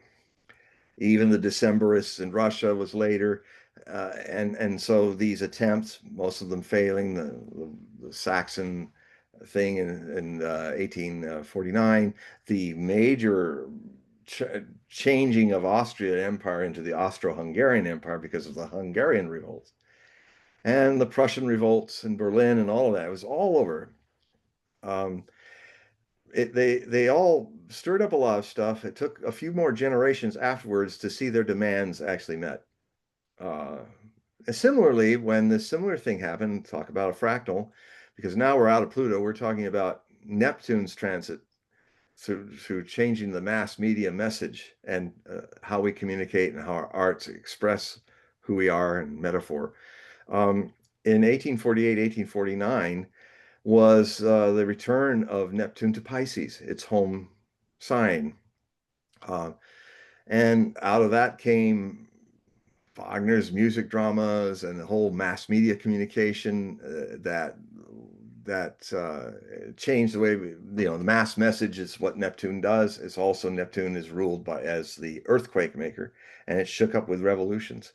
Well, it happened exactly again in 2011 when after 100 something like 165 years, something like that, it comes back into Pisces, and they even call it the same thing. It was qualified as the Arab Spring, European Spring, Arab Spring, where a similar thing happened across North Africa and the Middle East. All these revolutions, the France, the Paris, the key was that spread it was Egypt, the ancient most civilization of the Arab world. I mean, it's where all the great literature and everything is there. And so that was their France. Cairo was Paris. The Tahrir Square was the Place de Concorde. And it created civil wars, and also all the hopes and stuff did not work eventually, and whole countries were destroyed by the West exploiting the situation, wiping out Libya, which is still a destroyed nation, destroying Syria. That took a long time, but they finally utterly destroyed it. Now it's in the darkness of an Al-Qaeda-based Islamic State under a headhunter, who even Trump was saying, well, he's kind of a nice guy. I kind of like go to bed. And so Israel's won at a great price. And the price is it's like dancing with the will of the wisps. You can dance with them. You got to keep going. You got to keep up with the will of the wisps of what you're doing. And then it's like in the Giselle, the ballet, famous ballet, where the hero drops dead from exhaustion. Well, Israel's heading straight for this, and maybe very soon. And that's the point man for the Western world and its abuses and trying to control things in the Middle East. They have to strike Iran now, because if they wait a year, which they should, to build up their own defenses and be prepared, well, that would have given the year's time it takes for all the Iranian crews that are learning how to use the S-400 Russian top of the line anti-missile systems, which all the weapons we give Israel and all the weapons that we have for defense are not compatible to doing anything to these. But if you strike them now when they're still green and don't really have it down how to make, it takes a year to learn how to do the S-400s. And the Russians are working with them to do that. You've got to strike them now when they're still learning. And so I know they've figured this out. So it's coming. It's coming. And and and even in that there's a triggering of something that's upheaval of the world, and that is a lot of people are really uh, it's starting to come out that people are saying, stop this genocide, stop starving these people. It's global now. It's not for a long, long time it seemed the press was not daring to talk about it. But the I will say it's a testimony to the media that I belong to, the alternative free media that's not part of the mainstream media. All these little guys and gals out there that have our little shows, you're a part of it too, Paul. And my sources are all these people that I write the Hogue Prophecy Report. I give my sources, and I hope that if you read it or become subscribers, that you go make a point of not just hanging with me, but just go, and every link I give you, go check them out and see what happens, and then compare them to what you see on Fox and CNN and the MSNBC and NBC, CBS and ABC, etc., BBC, etc., Deutsche Welle, etc., RAI, Italy, etc. And see and weigh both of them. And with time, I contend you're going to find that what you hear on the alternative media is what's really going on. Now, I don't say that lightly. I've taken 20 years of studying alternative media to see that I've vetted them for that long. So, and now I'm a part of it. So, the so something big is going to happen in the center of the 2030s, and I feel it is going to be, I called the 2020s the roaring 2020s. um, I called the 2030s and 2040s being influenced under the last chance human generation.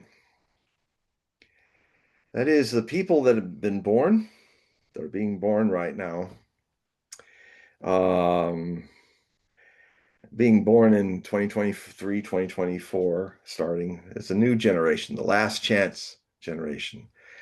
They're going to experience all these upheavals and things. And in 20 years, when they're reaching the 2040s, that's when, of course, a generation of children end up starting to have an impact on what they vote for, who they become your leaders. And then all through the 2040s and the 2050s, they will be leading the world. And the question is, will they go through these upheavals and revolutionary changes and experiences of these early big steps, early big travails of the Aquarian Age? Will they go, how will they shape the world?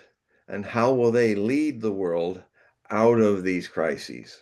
Or they won't. That's also a possibility.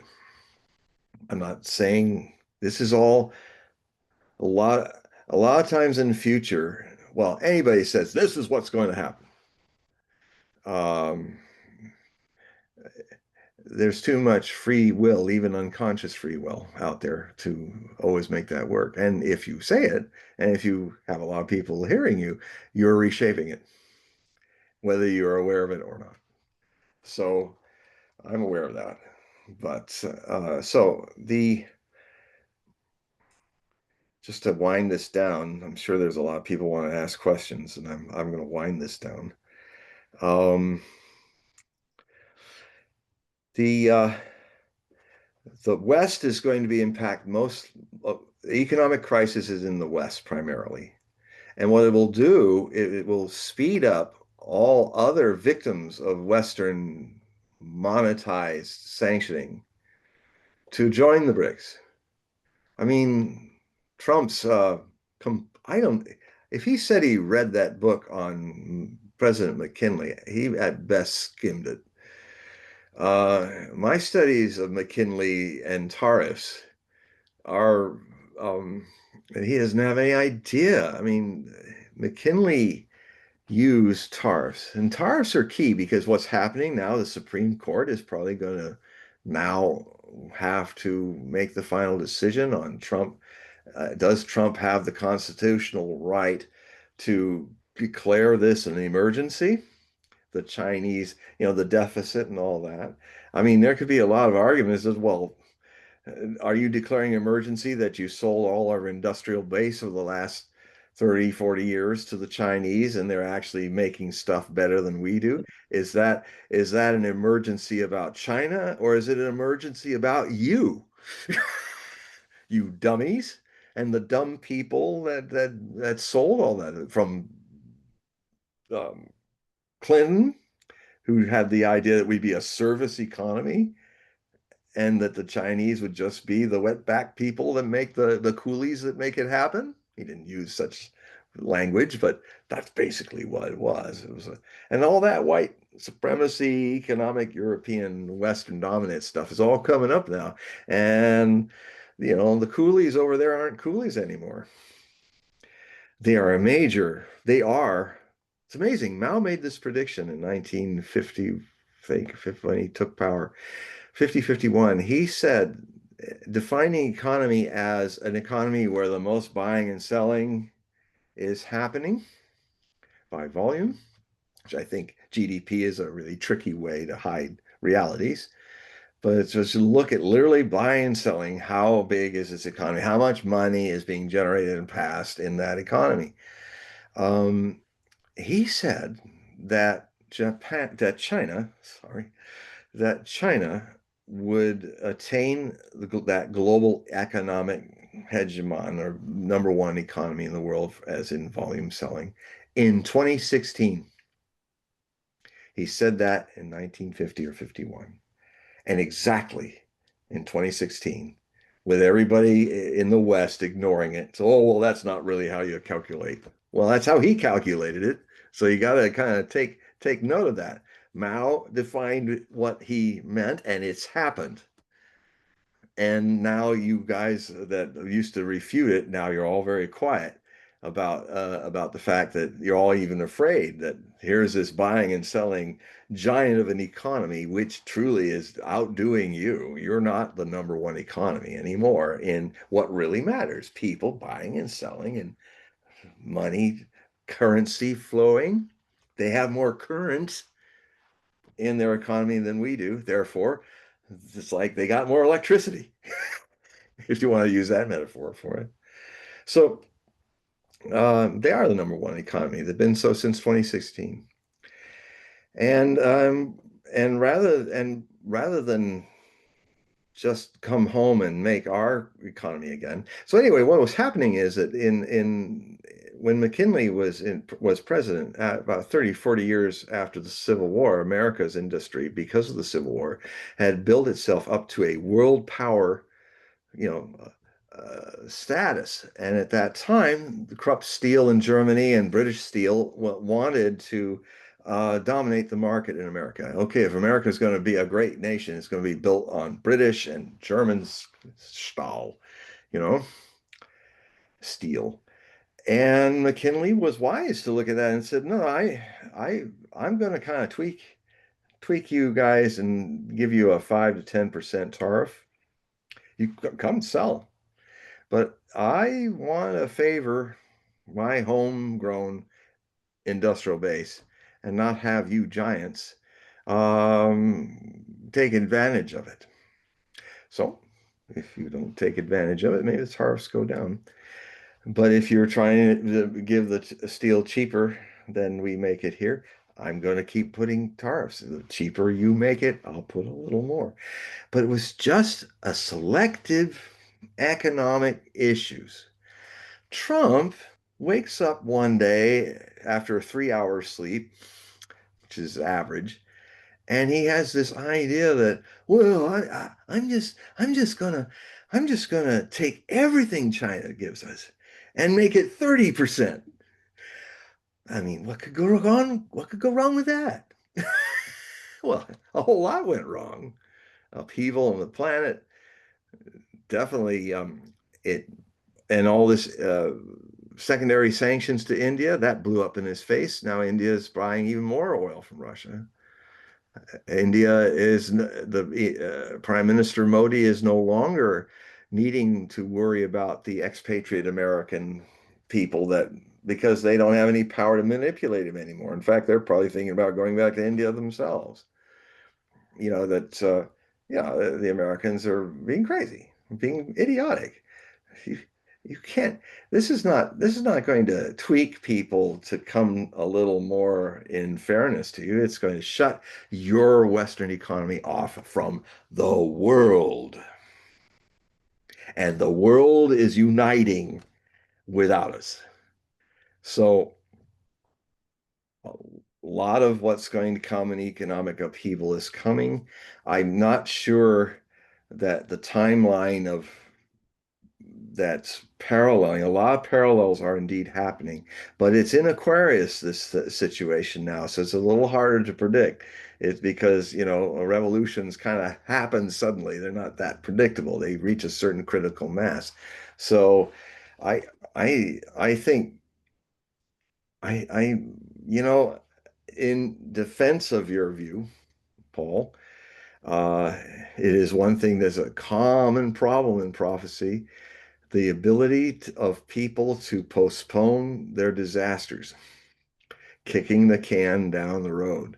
So I can't rule out that you might be right about this really happening by 2029, 2030. On record, I'm saying, you know, that's an option because I can't rule out the fact that, of course, it'll be much worse because they will quantitative. It'd be better if it happened now, actually, than it'd better if it happened in 2008. But like, you know, like what Greenland did. No, sorry, Iceland. You know, Iceland, when they basically put their government in jail, they made sure that the money they had in their country that could just keep all the social programs going. You know, if you lose those, then you have chaos in your little country. And they were fortunate because they were only 250,000 people. It's like a big village. Everybody knows everybody, but they put their bankers and their politicians that did all that stuff in jail and got a new government and made sure that even though a lot of the other stuff, the banks would still be able to keep healthcare and utilities and things basics for life. And they managed to pull that off. And they rapidly recovered. I mean, people really should look at what Iceland did when that all happened. It's a model for the world. And I'm probably, if it's soon or later, I'm probably going to be talking a lot about Iceland when I talk to my Western readers. And on that point, I hope I mean, it was wonderful. You gave me a symphonic set of things to talk about, and I just wrote a Wagnerian opera in response. You know, we deviated from our normal. It's a Uh, good thing to do in a lull. yeah, no, well, you know, there is a news lull, but there's also what's also interesting. What happens in August is trading volumes go down in the financial markets. There does seem to be a sense that things will pick up in September. So, you know, plus But you the war, or but in October, Israel might right. be in a second diaspora. I don't know. It's a looming potential because the Iranians are going to, and they've said, look, if you dare strike us again, we are not going to stop with our missiles, and we have even more modern missiles that will pull out that you can't do. Our old missiles are eating up all of your anti-aircraft missiles, and you don't have even enough. It's going to take you years to those 12 days, we went through a year's worth of US manufacturing, at least, maybe 2 years. So you're just not going to fill those things. Your quiver's going to be empty. You're going to strike us. And what I'm concerned about is because this is such an extreme gamble, I would not rule out a surprise nuclear decapitation attack by Israel against Tehran and Gulf, where all the governments and stuff are. I mean, if they really want to now the cat's out, the decapitated cat is out of the bag when they try. You can't do Pearl Harbor too. So you got to do something more violent And the only thing they've got are Jericho missiles to knock the walls of Tehran down. I've seen this scenario. I wouldn't even talk about it, except that because in many scenarios I see that I don't want to give energy to. But if they lurk like a monster to the surface of the present, I have to talk about them. And I hope I'm wrong because I don't see. I mean, if I try to get in Netanyahu's head and try to think like a psycho, um, he can't he can't decapitate these people, and there's a chance he won't even succeed with this. One thing for sure is going to happen if Iran is a nuclear Hiroshima, I mean the capital, or if he drops bombs on Isfahan, Natanz, Fordo, and Tehran and Qom, the holy city where the Ayatollah lives, supreme leader. If you want to decapitate a government and you got a nation that, unlike China's government and Moscow and Beijing, you can't do that. We have plans for that, but you can't do that because they're superpowers. And they will, I mean, if China just launched on top of the thousands of missiles that the Russians would launch on us, and for that, from the dead man's hand, because they do have a setup like that. So you can't do it without having 30 minutes later seeing the United States turn into a nuclear cinder, and Russia too. And even the Chinese can lob in a few hundred missiles. Remember, I said all you need are a few hundred to cause a nuclear winter of some kind, but this will be everything. And um, this should deter the United States and Israel, because here's what's going to happen. If Israel, I don't see where I just don't see how they manage to do a decapitation that can really have a chance unless they go nuclear as preemptive strike. And they could argue it because actually Iran's made it clear, kind of a mistake. I agree with Scott Ritter. A lot of people are yelling at Scott about it, but when they basically call their own commanders, some of the ones that got killed in Friday the 13th, were saying we are a nuclear threshold nation. Well, if you say that openly, then when I heard about that, I wrote some things in 24 about saying, oh, no, that's bad because that means Israel will have to attack you. And they might even argue that they have a right because if you're becoming a nuclear power state, they're going to strike you. It's what happened. There's these windows of danger when China lit a bomb in 1965.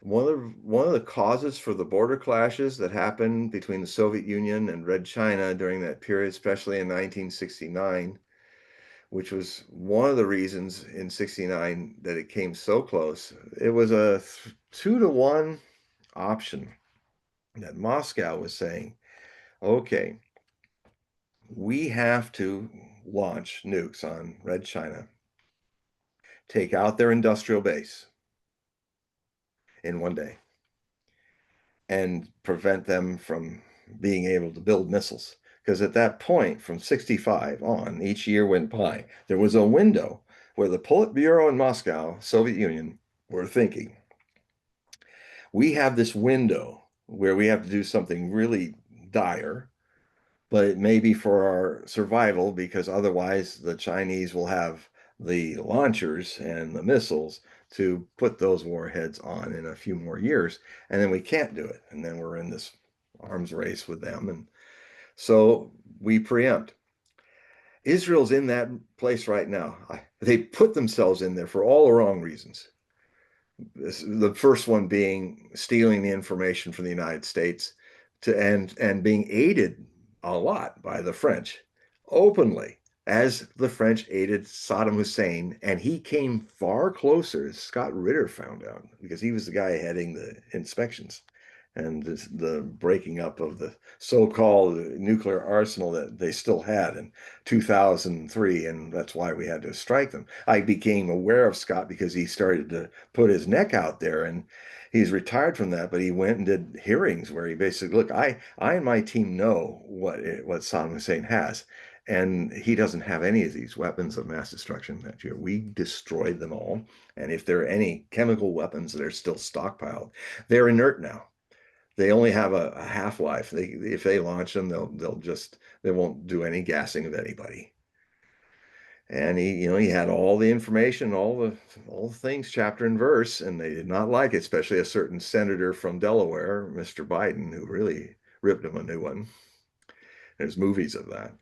Even the other senators, both bipartisan, came up to him and they, after the hearing, said that we apologize that that happened to you. That was just not right. And Scott, good Marine, he just took it, just stood there straight up and took it. Um, so the So I think it's possible it's going to be a nuclear attack. Now, what will happen is that the Iranians have prepared for that. They have hundreds of bases. In fact, they build the missiles. They don't build the missiles in Tehran. They build them in a number of bases under their mountainous country, which is 3 times the size of Ukraine. And I've flown over it many times. It's quite amazing. It's quite mountains, and you can hide a lot of things there that nukes can't get. And if you get them, and even if you try throwing nukes in where you think the bases are, you're not going to get them all. And the Iranians will then respond with no one holding them back with a conventional attack, which will destroy Israel and force the people living there to leave. If you hit them with nukes, they will destroy not only they did not destroy the water purification plants for desalination, because they also would like to have some of that water for the Palestinians if the Israelis were even giving them that, which they're mostly not. But if you hit them with a nuke, they're going to make sure you all leave and stop messing with Western Asia. And they will hit, I think they will hit those desalination plants. And without that, in a semi-arid desert, there's not a lot of water for all those millions of people, and they will leave. Sadly to say, it'll be the second diaspora. And that goes back to what we said 2 weeks ago, which the kind of talk about the astrology is not good. It's really like Jerusalem being sacked and the temple burning in 70 AD, and it's the Romans then. It's that bad. And then it's that bad with Rosh Hashanah issues with the shofar not being blown and giving Satan his chance to do his due, to do his stuff. And there are, the shofar was not blown on Rosh Hashanah just before October 6th. I think it was October 7th. The attack happened, which started this whole new front, the most dangerous front in this new world war. And as we said in review, that's going to happen again on 9/11 and Rosh Hashanah in 2026 and again in 2027. And we talk, I mean, if ever there was a potential that the Jewish people living in the Jewish state have to scatter around the world again because it's destroyed, and the whole identity of a state that went to preemptive nuclear war. I mean, if they do this is politically the end of Israel. It's something that even the idiot news, mainstream news can't hide. And it would cause climatological disasters too, that could alter the climate and cause famines and impact the government and impact politics and impact the economy of the world. That'll be the end of the Jewish state as we know it. Politically, everything. This is worse than the Third Reich, and that's why I call it the Fourth Reich. My Jewish side hates to say these things. I have Jewish heritage from Ukraine, Hasidic Jews, and that's why this.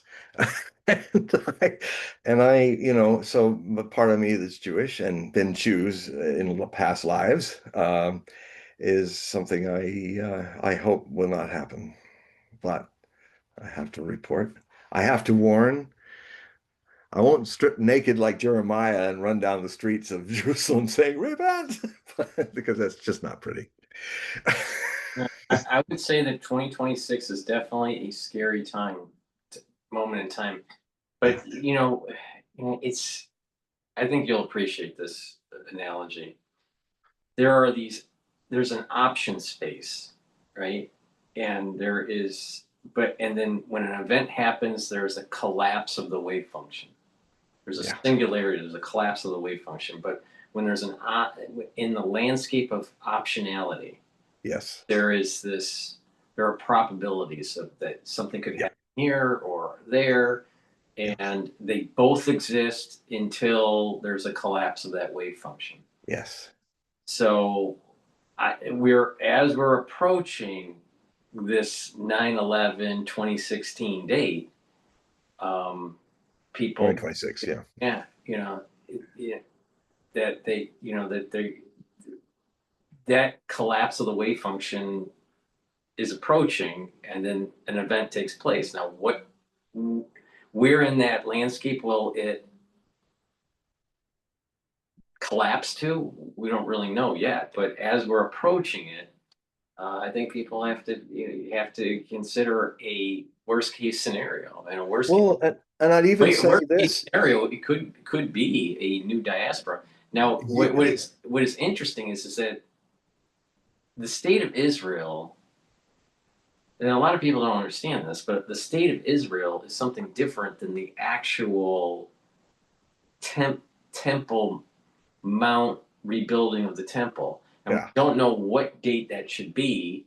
So this whole state of Israel may have been a a, a process that wasn't really intended for the Well, that's how I read the Mount rebuilding. prophecies. It's It, not, it it's wasn't intended. It was, I mean, Zionism is a secularist Trotskyian-like concept. And even from their own words, like the George Washington of Zionist Likudniks, he said, there is no God. There is no religion. There's just the land. And he was honest. He was just stating it out. It's like complete materialist. I mean, so many of the Zionists, I mean, Netanyahu is not a worshipful. He doesn't, he's a materialist playing with it politically. He's not really a person seeking holy mystery of Judaism. And if you look at all the people around him, Smotrich and Gavir, they are the classic. We want to claim a political place as our own, and we politicized Judaism, and we politicized our people, and to force, and I mean, even one of my heroes, Moshe Dayan, he was very honest about it. He was saying, yeah, they hate us. We came in and we took their lands, which they've been in thousands of years. We've thrown them as refugees. Who's not to hate? So therefore, and he used a very interesting, twisted way to get people to be more like Spartans defending in a hostile sea of Arabs. Uh, so you've got to be a warrior. You've got to be always sharp. You've got to be looking over, and you've got to be defending this place because he's using the uniting of the tribes through siege mentality. And I quote all of these things. I was really shocked when I saw these quotes because a lot of my, I mean, I quoted it last year or the year before, 2023 on the show, on our show here. And I was thinking all my heroes, even Yitzhak Rabin, it's a problem. And it won't function. It won't, I mean, some of my best contacts in Torah Jews and stuff who have contacts in Jerusalem, and they're seeing the same way. So this is not how we were supposed to come, not as robbers, not as pillagers. This was it. We should have. It would have been us being welcomed back. Maybe in a state like Palestine, a lot of people came in the 20s and 30s, and they just wanted to live side by side with the Palestinians. And in fact, the Palestinians treated those Jews, helped them find the right water places, make sure they were sharing their knowledge because but those weren't the same people that really came in mass, the Zionists. Um, and I wonder if Jews had just slowly, steadily incorporated themselves with the Palestinians and lived with them, maybe that temple would have been built. Maybe because actually Islam, if you read the Quran, Islam respects equally Moses, Jesus, and the prophet is not actually the one that's supposed to come down. Muhammad is not supposed to come down and help the world at the end of their eschatology. They send Jesus, Isa, as they call in the Quran. Isa is the one because of he's the one to do it, but it's in their eschatological visions. So it's seed of Abraham needs to live among each other because they're all brothers and sisters of the same source. So I see that with Israel, there's infighting between the secular movement and the conservative or the more religious movement. Yeah, big. Right. And Israel will be cursed if there's not a coming of the minds between those two groups. Absolutely. Now the bellwether is going to be the red heifers. So there were 5 red heifers. Yep. 2 of them were secretly sacrificed, I said. Well, there were 5 originally. 2 of them weren't able to be ritually slaughtered because there's some story that they did go to Shiloh and do it right. So not publicly. Right. I don't know if that's true, but so this is my understanding of it. You had 5 that were originally sent from Texas to the Temple Institute that's in Shiloh. Now, 2 of them started growing dark hairs. I thought it was white. I thought they had white eyelashes, but okay. All right, white, dark, whatever. Yeah, but yeah. it wasn't Well, red. they're not red, so it's not that doesn't work. So it wasn't red. Yeah. But so 2 of them weren't able to be ritually. Yeah. Weren't kosher. Yeah. The other 3, what the story, my understanding of the story here is that one of the other 3 were ritually slaughtered. Yeah. The problem comes in is that there's something called the Paraduma, which is written by Maimonides. Now, the Paraduma is a part of the Mishnah Torah that tells what the sequence of events that have to take place in terms of the water purification, the slaughtering of the red heifer, where it has to take place, the purification of the Cohen, all the laws, right? Yeah. Very, very complex. Oh, yeah. I mean, there are young priests that never touched the earth. Right. They've been doing that. I mean, I read about that since 1990. They can't be right. They have to be born in a certain way. They can't be in contact with the dead. Right. Yeah. So they did a practice. Now, according to the Paraduma, it has to be on Mount Olive. It was done in Shiloh. So if it wasn't done on Mount Olive, it's not meeting the strict guidelines of the Paraduma. Why did they think it would work in Shiloh?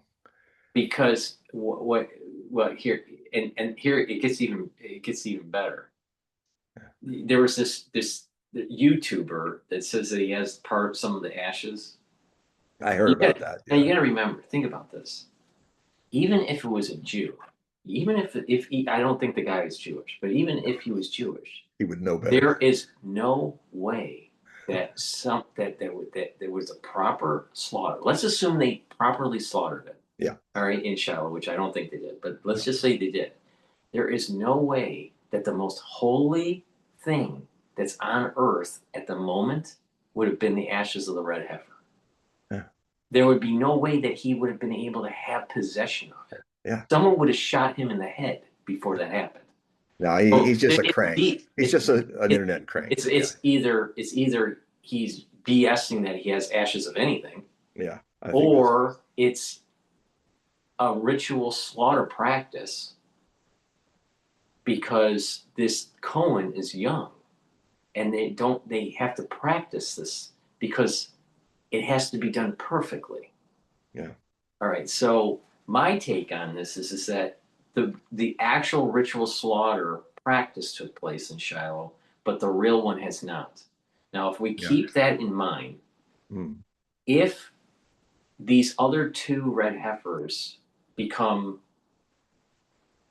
not, they don't have the ability, the real term is not non-kosher, but the real term is that they don't meet the requirement for ritual slaughter. It's not even a sacrifice, it's just considered a ritual slaughter. A sacrifice would have to be burnt on an altar. Yeah. That's part of the temple, and it's not on the Mount of Olives. It's not a ritual slaughter. It's just it's a ritual. It's a ritual killing to burn the ashes. But from a Jewish perspective, it's different than a regular sacrifice. But it has to be the established thing that if they have the ritual slaughter, it's on a altar that is in full view on the Mount of Olives. Yeah. I've seen the spot where it's supposed to be. So they did everything right in Shiloh except the location.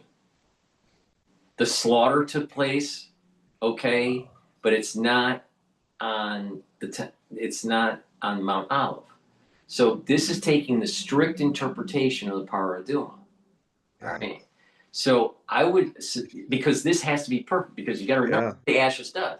The ashes purify all the vessels for the temple and the Jewish people. Otherwise, it's a false temple. It has to be perfect because anything downstream is not right. So okay, and it can't even be in a possession of a non-Jew, and it can't even be in a possession of just a Jew. It has to be a part of the priesthood. A kohen, it has to be a kohen. So there's no way that someone could.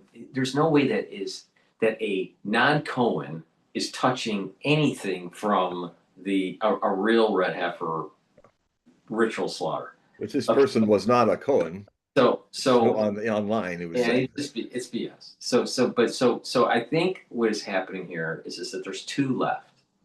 Okay.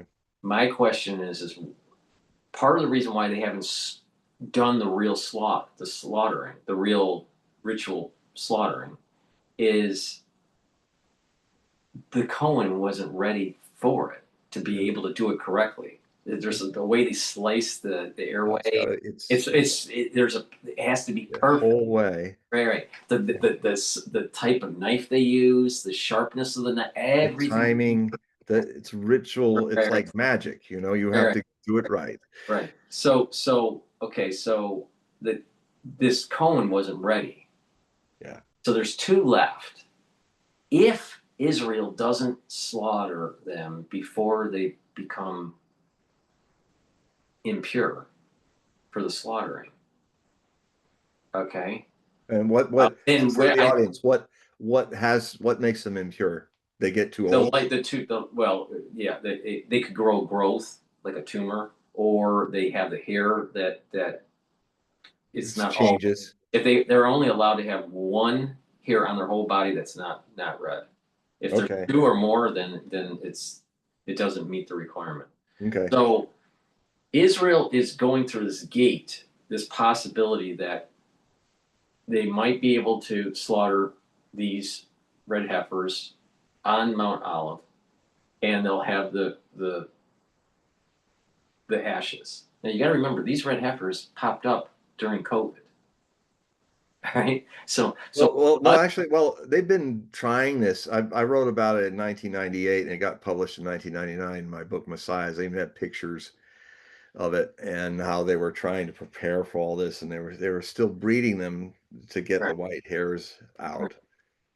right. But So what is it's been gone interesting a there long with time. the story is that two of the ones that were originally non-slaughterable, they're supposed to breed them. Right, You can breed them for maybe right. a future red heifer. So it doesn't make sense from the story. Why would they have practiced on a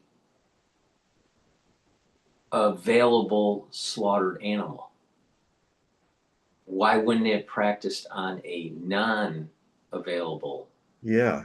Why would So they? so that part of the story doesn't make much sense unless there are biblical scholars or Talmudic scholars that says that in certain cases you may be able to slaughter the animal not on Mount Olive as long as you can see a That direct they line to the temple. So there's that this actually, interpretation on what yeah, I this, know that's an interpretation, and because it that has to be outside the city. That's part yeah. of the No, requirement. no, I saw they actually now you jogged my memory, Paul. Um they were talking about that. So, see, but the thing, but if it was a practice, I mean, logically, you would have practiced on one of the animals that were, they had Imperfect. two hairs. They were Yeah. not perfect. Now, so there is an odd thing about this Well, that it's I it's can't explain. I don't really know for sure, but if you take the paraduma in its strict form, and the authority would have been Maimonides on this, that but it, these are it Zionists. I hate to say it, but these are Zionists. I mean, these are Zionists trying to pretend to be religiously Jewish. I hate to say it that way, it but it's, could be, it could be. I So mean, I and just there's a lot of pressure from the Christian Zionists are, this is none of their business. It should be, the Hebrews should take care of this issue, and the Christian Zionists like Huckabee and all those people should stop slobbering all over this, and go away. Um, my, that's what I saw. It was when I saw the people, because they were saying, we're here in Shiloh is where we're going to do it. There you can see it. You can see the mount, and they were all talking about that, and the idea that now it jogs my memory, that Talmudic uh, opening, which could be fiercely debated by the Torah people, the Kabbalists. you know. The problem is it's the Talmudic wing that seems to be really favoring the Zionists here's the way too key. much. Here's the key that it would have been better to do it on Mount Olive, knowing that any question about it being the proper ritual Yeah, process, yeah, because everything downstream is affected by this. It has yeah. Oh, to be totally. perfect. So they would have leaned towards a conservative interpretation that Yeah, would have been in line with Maimonides. yeah. So because of that, it I think it was a practice run, and that there are maybe three left, not two, and that they actually practiced on one of the bad ones, not on a good one. That's One my would opinion. think.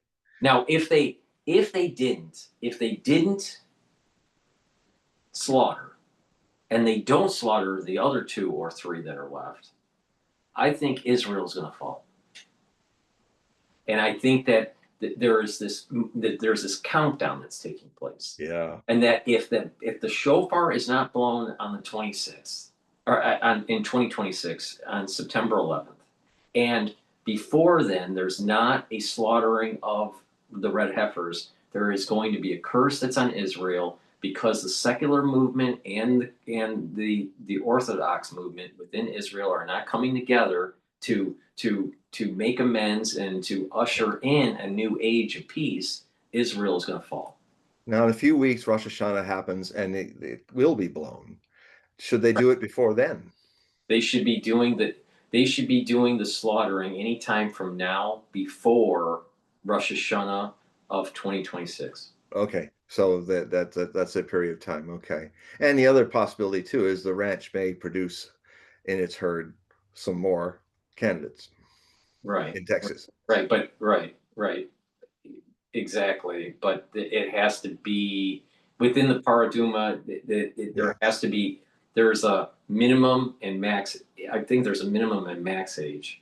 The sweet yeah, spot is about 3 years yeah. because you have to have it long enough to to to prove that it's not going to develop problems, Problems. you Yeah, know, tumors yeah. or this animal's like almost perfect. I mean, Foot and mouth disease. it's Yeah, like what? so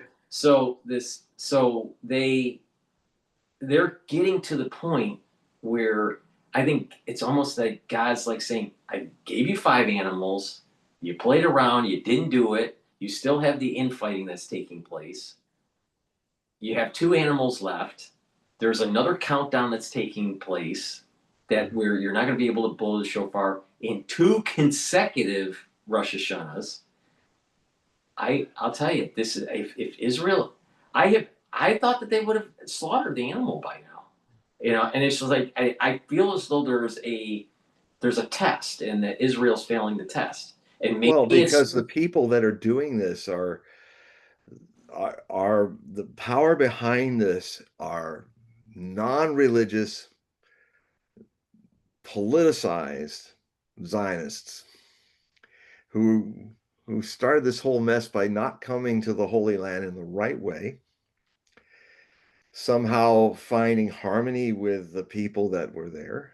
They were, and I think if it was supposed to happen farther down the road than 1948, and the whole thing was we're just going to pitch our flag here, ethnically cleanse everybody, 700,000 people out of their 700 villages, all into Egypt and the Gaza Strip, and it's this whole wrong way. I mean, talk about a heifer that's not right. This whole setup of the Jewish state from 48 on is wrong. That's what I see, and I and hate right, to the hate to metaphysics say of it. this, the metaphysics of this is that there hasn't been a red heifer that was that reached this level of purity Yeah, for the last 2,000 years. I don't know. So, So and this maybe they're not popped going to up be during one. this. What's amazing to me is that this thing popped up during the the pandemic. Yeah. So there's this test of humanity and a subset of humanity, if you want to call it that, a subset of this is that what is going on in Israel. And if the Jews in Israel don't get their act together and they don't slaughter that animal properly, I think that something really bad is going to take place. Now, that maybe it was supposed to be this way. They weren't meant. Well, Now maybe that this is maybe the it was within. retribution. Maybe the whole thing since 48 on, if I'm going to speak for God, is God, maybe God is saying, this is not how it's supposed to happen, folks. And okay, start I all over might again, be be that, but scattered Israel, all over the world, and then come back in the right way. it's very possible that Israel has to fall before the Temple Mount can get rebuilt. Yeah, I And, think, and it's very possible. And if the ritual of Paraduma doesn't take place before 2026 Rosh Hashanah, I think that there is a countdown of Israel losing yeah, I'm big. afraid that even though we've gotten to some very esoteric for our listeners and watchers into Jewish mysticism here, um, you know, uh, for those who don't believe in this, I would just say the importance of the intent, whether you can dispute this is a holy thing or not. If the act is not done right, it shows ill intent. If it's snuck through and not done right and then called perfect, it's a really grave sin. And it's Babylonian captivity time, you know. And irony is the Persians saved the Hebrews when they conquered Babylon. way back. And then Cyrus the Great helped the Jewish kingdoms, the Hebrew kingdoms be rebuilt. And how ironic it is, the full circle, that the very people that saved Hebrews from their captivity are now the targets of potentially a nuclear strike. I think It's really messed I think up. Really Israel's messed moving up. into a dangerous time period, but I think that it's also there's going to be a retribution shockwave from this Yeah. too in the greater Yes. population of humanity. Oh, absolutely. There's a lot of big shocks like that coming. And the other thing too, just to say it, I mean, one of the most vibrant. I mean, I was watching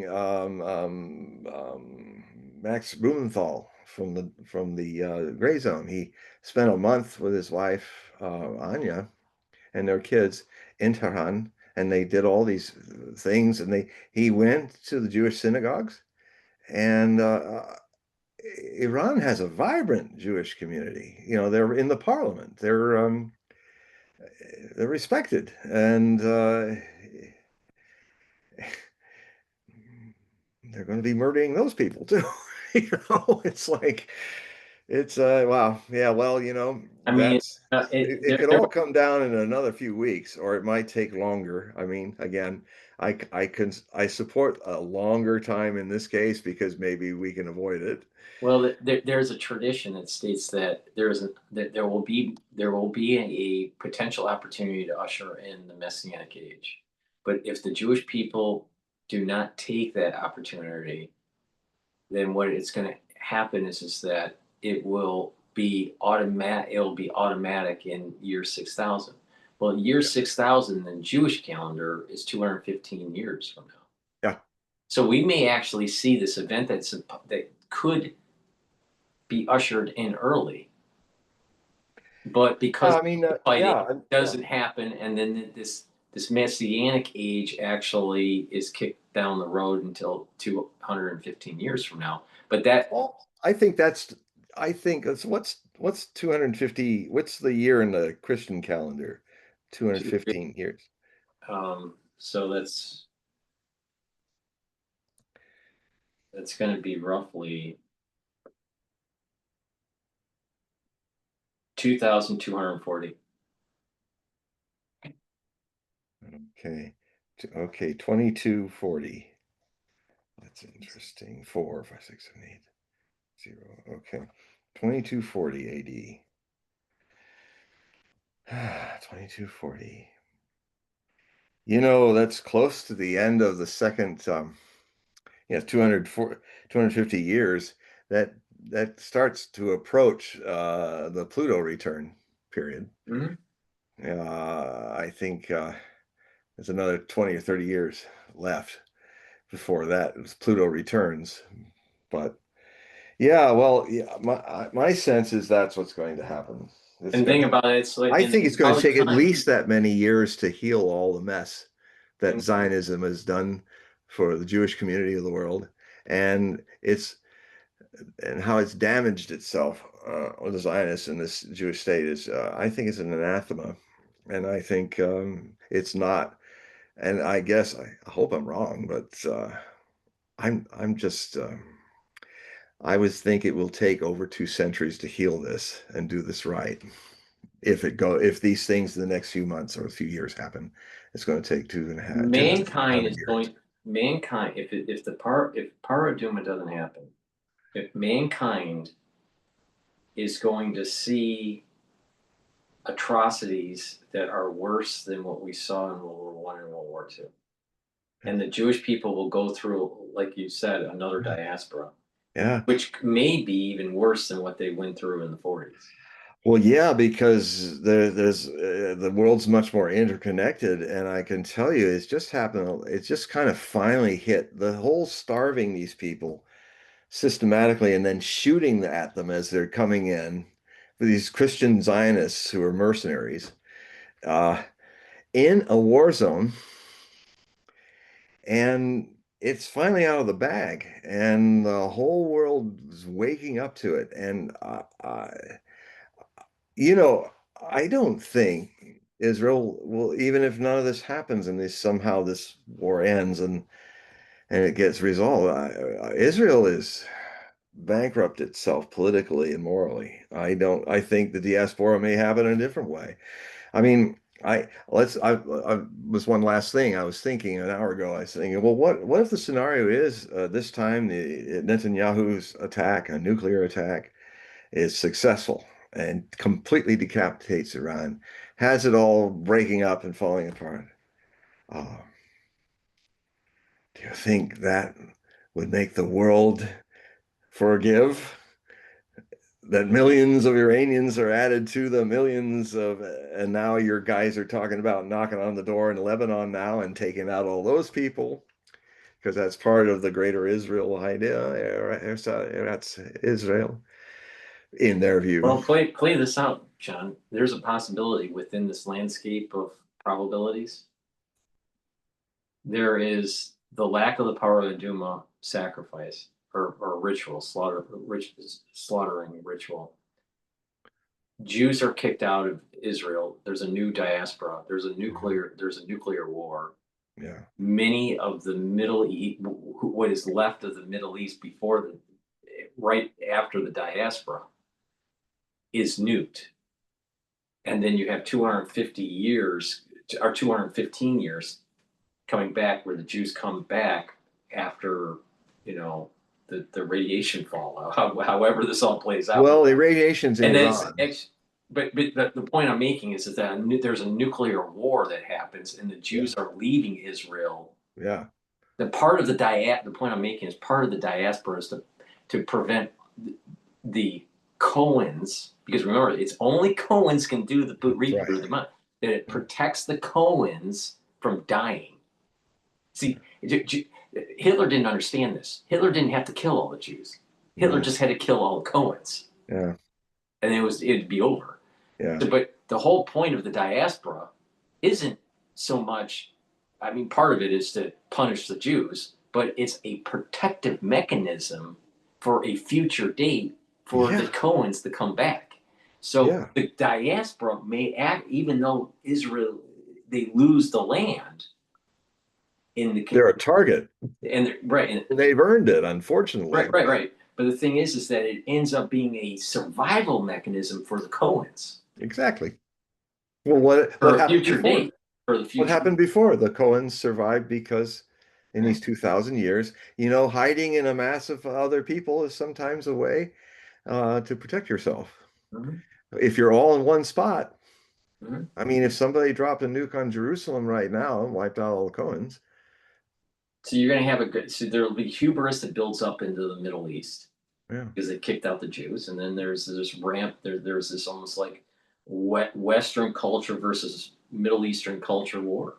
Yeah, because a lot of the people that came were in Europe for couple thousand years. And I remember one time I had this Zionist Secret Service kind of guy who was I was writing back and forth to him because he didn't like what I was saying, and he was a Zionist and he threatened that if I ever spoke in Washington, D.C., he'd come and beat me to death or something in front of everybody. So I just said, well, thank you very much. I will notify the FBI about that if I end up. So anyway, I was trying to explain things to him, and then and that's when I realized the Zionist is really a fascist, because I talked about my own heritage. I'm not just a goyim, I have a lot of Jewish heritage. From my German side, the Hoffmans with one N and all that, Yiddish-speaking Germans, Jews, as well as Ukrainian Jews. And his response to that was, "Oh, you're not pure enough. Your blood's not pure." I wrote back and said, "What, you're calling me a Mischling?" The half Aryan, half.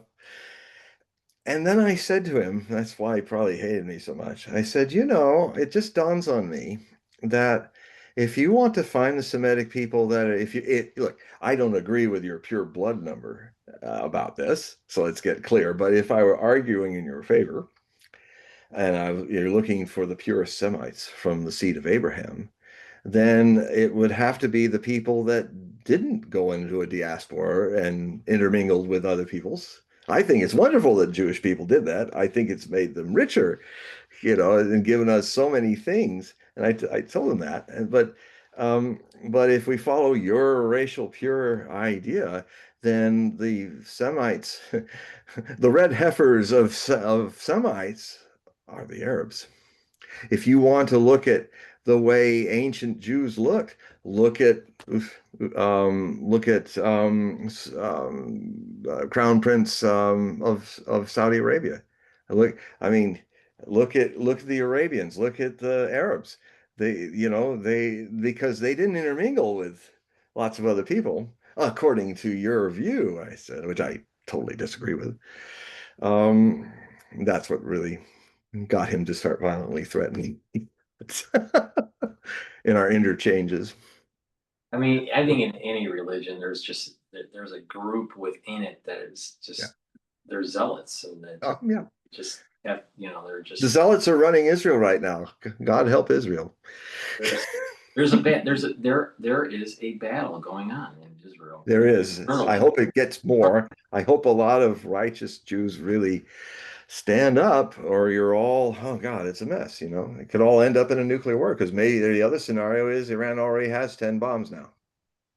In my new Hogue Prophecy reports, I was talking, a transcript of Dr. Postal talking, I think 2 weeks ago, I talked about it, is that they have enough um, of those things spinning the uranium. They have enough of them. They don't need a lot of them. They only need about 100, 270 of them an area the size of a small apartment. And they can, and with only he says I could power them with my Prius electric car. So you could hide that anywhere in Iran. And because the last step in the nuclear process is the easiest. It's like the top of the pyramid. You've built all the things, and now the cap is just like you can tick it up and go beep like that. And that's where they're at now. And so they had enough fissionable materials to create 10 Hiroshima bombs. Um, Half of that would be enough to take out Israel. It's because it's the size of New Jersey, So, um, if Israel launches on them, the Iranians may already be ready to launch back, and and there you have it. It's interesting because years when this all started, I have a friend who's a rabbi who I will not name because of his contacts with his contacts with the Kabbalists in Jerusalem, and I get a lot of feedback about what they're feeling, and whenever he calls me up or writes me an email, it's like, I said, oh, now we're really in trouble because I gotta talk to you. So, and he also saw, he might be even public with it. I don't know, but I'm not going to say it publicly. But well, I don't tell who he is. That he also saw it would probably end up in some kind of nuclear exchange, and would have this process of purification would have to happen. So, we're kind of coming to that scenario. I hope not it's going to happen, but I mean, what they could do is if it's a Hiroshima-sized bomb, you can take out West Jerusalem, aim it right at the Knesset, and if it's a small enough bomb, it'll just take out the Jewish half of Jerusalem and preserve the Holy Temple and Mount and all that in the Old Jerusalem. I mean, I don't I see. hate to say stuff like this, but Yeah, I would never say this, but the monster's coming to the surface, I and can it's my see. job to say something. I can see them doing some sort of tactical nuke on Tel Aviv. I don't see them doing it on Jerusalem because of the Yeah, chance purification. of hitting the Dome of the Rock. But what they could do is they could definitely take out with the missiles. I'm looking at the layout. They wouldn't be hitting the Temple Mount. They could definitely take out West Jerusalem conventionally, the Iranians. Maybe, they avoided doing that, but, if you take out Iran and Qom, the holy city in Iran, then they're going, and I think West Jerusalem will become a target, and all government buildings and the Knesset and all that will be, and they know where the bunker is, where they all hide out, and that's the government. They'll all be hit. So that would not cause nuclear radiation would cause a lot of devastation. All these scenarios would cause major geopolitical tension. Oh God, it, Major. it I mean, even the Paraduma on the Mount Olive. I mean, can yeah, you imagine on CNN Live them seeing yeah, that? they're showing them doing it, You and know, right, right. So that would create well, a a lot lot of of stir, Islamic people would go, right? Because they know well, if exactly you're what that going means, there, then you're going right? to tear down Al-Aqsa Right, and the Dome on the Rock, and you've right, got 2 billion Muslims that are not going to like that.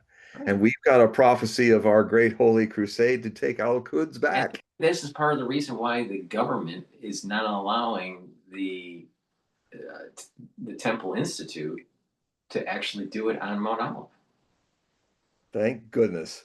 So Good there's on you, Temple Mount, government. so so there's something weird about it. Now, if they don't sacrifice the animals, if they don't do the ritual, um, there's And some they may go ahead and do it like that because, the Zionist movement is sloppy. because that's like a 24-hour ritual. Who's going to know if they don't film it? Who's Yeah, going but to if know? it's on Mount Olive, there's someone in Jerusalem. I mean, just with a drone or a helicopter is going But they to get see. a You're going to see it'll be plausible the most. deniability. Oh, It'll, well, no, no, it didn't happen that way. They'd it have would to actually take a shot of something really wrong. Well, I mean, it would be the most televised barbecue ever. I mean, I mean, I mean, just Oh, well, this is one of our more unique shows among unique shows. so. I mean, we're getting to Yes. Did the anyone ask questions, or are all of you out no, there we listening don't no. like this? Yeah, yeah. There's just some comments about that they won't live long enough to see the 2020 wait the 2240 time frame here. So but Well, uh, no, I mean, if there's a war and all that, and if the diaspora will come back in as a good thing, protecting the Kohen and all that, and maybe from the sting of this, and it's not that long into the future. It's not like 2,000 years. It's going to be very fresh, and maybe some contrition will happen and atonement in a positive way, and maybe they come back into the lands of Palestine and they learn to live in one state with equal rights for both cousin brothers and sisters of the seed of Abraham. And, there's no two-state solution. There never has been, but I've always seen a one-state solution. And oddly enough, the Iranians also see that.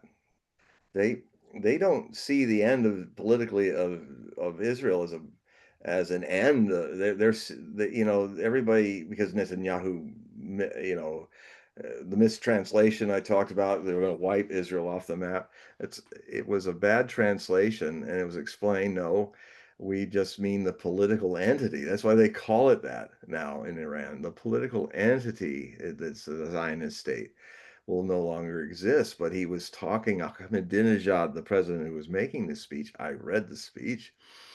He was making the point that what should be there is a state where Jews and Arabs live in harmony together and respect, just like Jews and Iranians live that way, and many other ethnic groups. Half of Iran is not Persian, live mostly in harmony, and that that's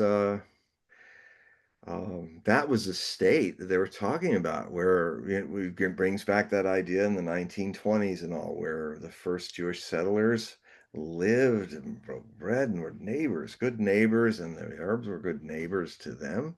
And from that basis, because there's such a deep connection between Islam and Judaism, also, I'd say a closer connection than the Christian stuff, um, that maybe the temple, there would be some agreement that would honor the fact that it's the third holiest. Alaska will still be there and the temple will be there too. Mhm. All right, so John, we're gonna have to wrap it up. Yes, yes, So, it's getting late. so we It's one of got, our marathons. We got to 10 o'clock today or here. yeah, so just quickly, if you can remind the audience about how they can support your work. Now, I do have a link in the description for the ones that are listening and watching. In the description, there is a link to John's website. So please click that link and sign up for his periodical and or try out a reading. So if you can Well, the thing is that you go bring to it. hogueprophecy.com, which you'll see the link, and I just put up a new posting of this epic free samples of this epic, but a lot of free stuff to read. So if you want to read a lot of free stuff, there's a lot because this was a big sending. The last time I'm going to do something this big because of the events that were happening. So it's 10 articles. I should call them chapters of a 60,000 word book, fully illustrated in a PDF file that I send through your email. You know, the future sometimes requires we go backwards into the past. And one of the things I'm doing is to protect my free speech and your freedom to read it is to take a little step back from the full access stuff that's online where all kinds of AI and stuff is there. And so I send you a PDF file on the email you send me, and then you get to download it into your cell phone or computer. And in the same way, it's just not going to be monitored and censored like so many things are happening today. Um, so it's $60 for 12 months. That's just $5 a month, or you can do an automatic payment and just keep that going as long as you wish. And usually I send every 2 months, sometimes every month. It depends on the flow of what's going on in the world. Um, so read it a lot. We just touched the tip of the iceberg of a lot of stuff that's elaborates on what we talked about today. So tonight, and so yeah. So also, if you go, so well, you can read it, and then when you get to the end, there's a little thing where you can donate, and I'm completely public funded, and so if you have $5 to do it month to month in an automatic, or if you have $60 or more, um, it would really help this all go on. I literally, my financial future is in the hands of my readers and those who have the means to contribute something to this work. It's really the way it goes on for everybody in alternative media. The big fake media, they got all the corporate money and stuff like that, and the advertisers. We don't, because we we give you the truth as we see it and not the BS. So that's the one thing. The other thing is that you'll see at the top of the hogueprophecy.com, you'll see have a reading with John Hogue, and there's an email there. You click on that, you put Hogue reading in the subject line. That's the way I'll be able to see it with all the hundreds of. I'm wide open. I like to see anything that comes around the world. That means I get a lot of emails every day.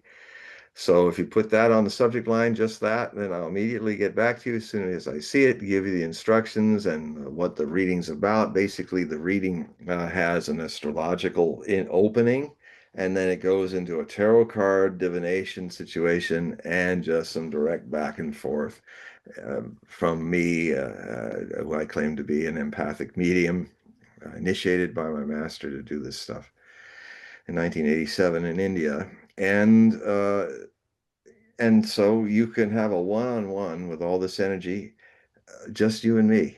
And it's it's most people have a wonderful time with this. And I pour upon you what I pour upon the large audience. So and and you'll be able to respond, and we have these conversations, and many beautiful insights are there. And a lot of people are happy to have these readings, and I hope if you feel to have one, this is a perfect time to do it because the September and October are wide open. And so, yeah, email me and we'll set it up, and you'll see what the prices is and all that then, and it's fair. Anyway, so yeah, that's about it. So yeah, sample it, check the free stuff. There's like another 8 more articles that I also have, in just a little excerpts from them as well, some of the illustrations. And there we go. All right, so the audience, please click the link that's in the description and go to John's website and take a look at the periodicals and the reading. Sign up for the reading. So, John, thank you for this conversation. It was a little bit longer than we normally do, and it's a little different format than we. Yeah, It was well, a lot of covering. even more unstructured. Well, I didn't even know what I was going to talk about. But I don't suffer it. I just say, I'm just going to stay open and it'll happen. It always happens. No, I've been playing around Thanks with. for you setting it up this way, because that was a very interesting Yeah. setup. Yeah. So, thank you again for doing this, John, Always. and we'll be doing it again Yep. in the near future here. So thank you everybody for listening and joining. And remember that when we do these shows, you can ask questions on X Spaces or type questions in the chat. But thank you for listening, everybody. And John, if you could say goodbye to everybody before we. Goodbye, everybody. All right. So thank you, everyone, and we are gonna log off here. Let's see.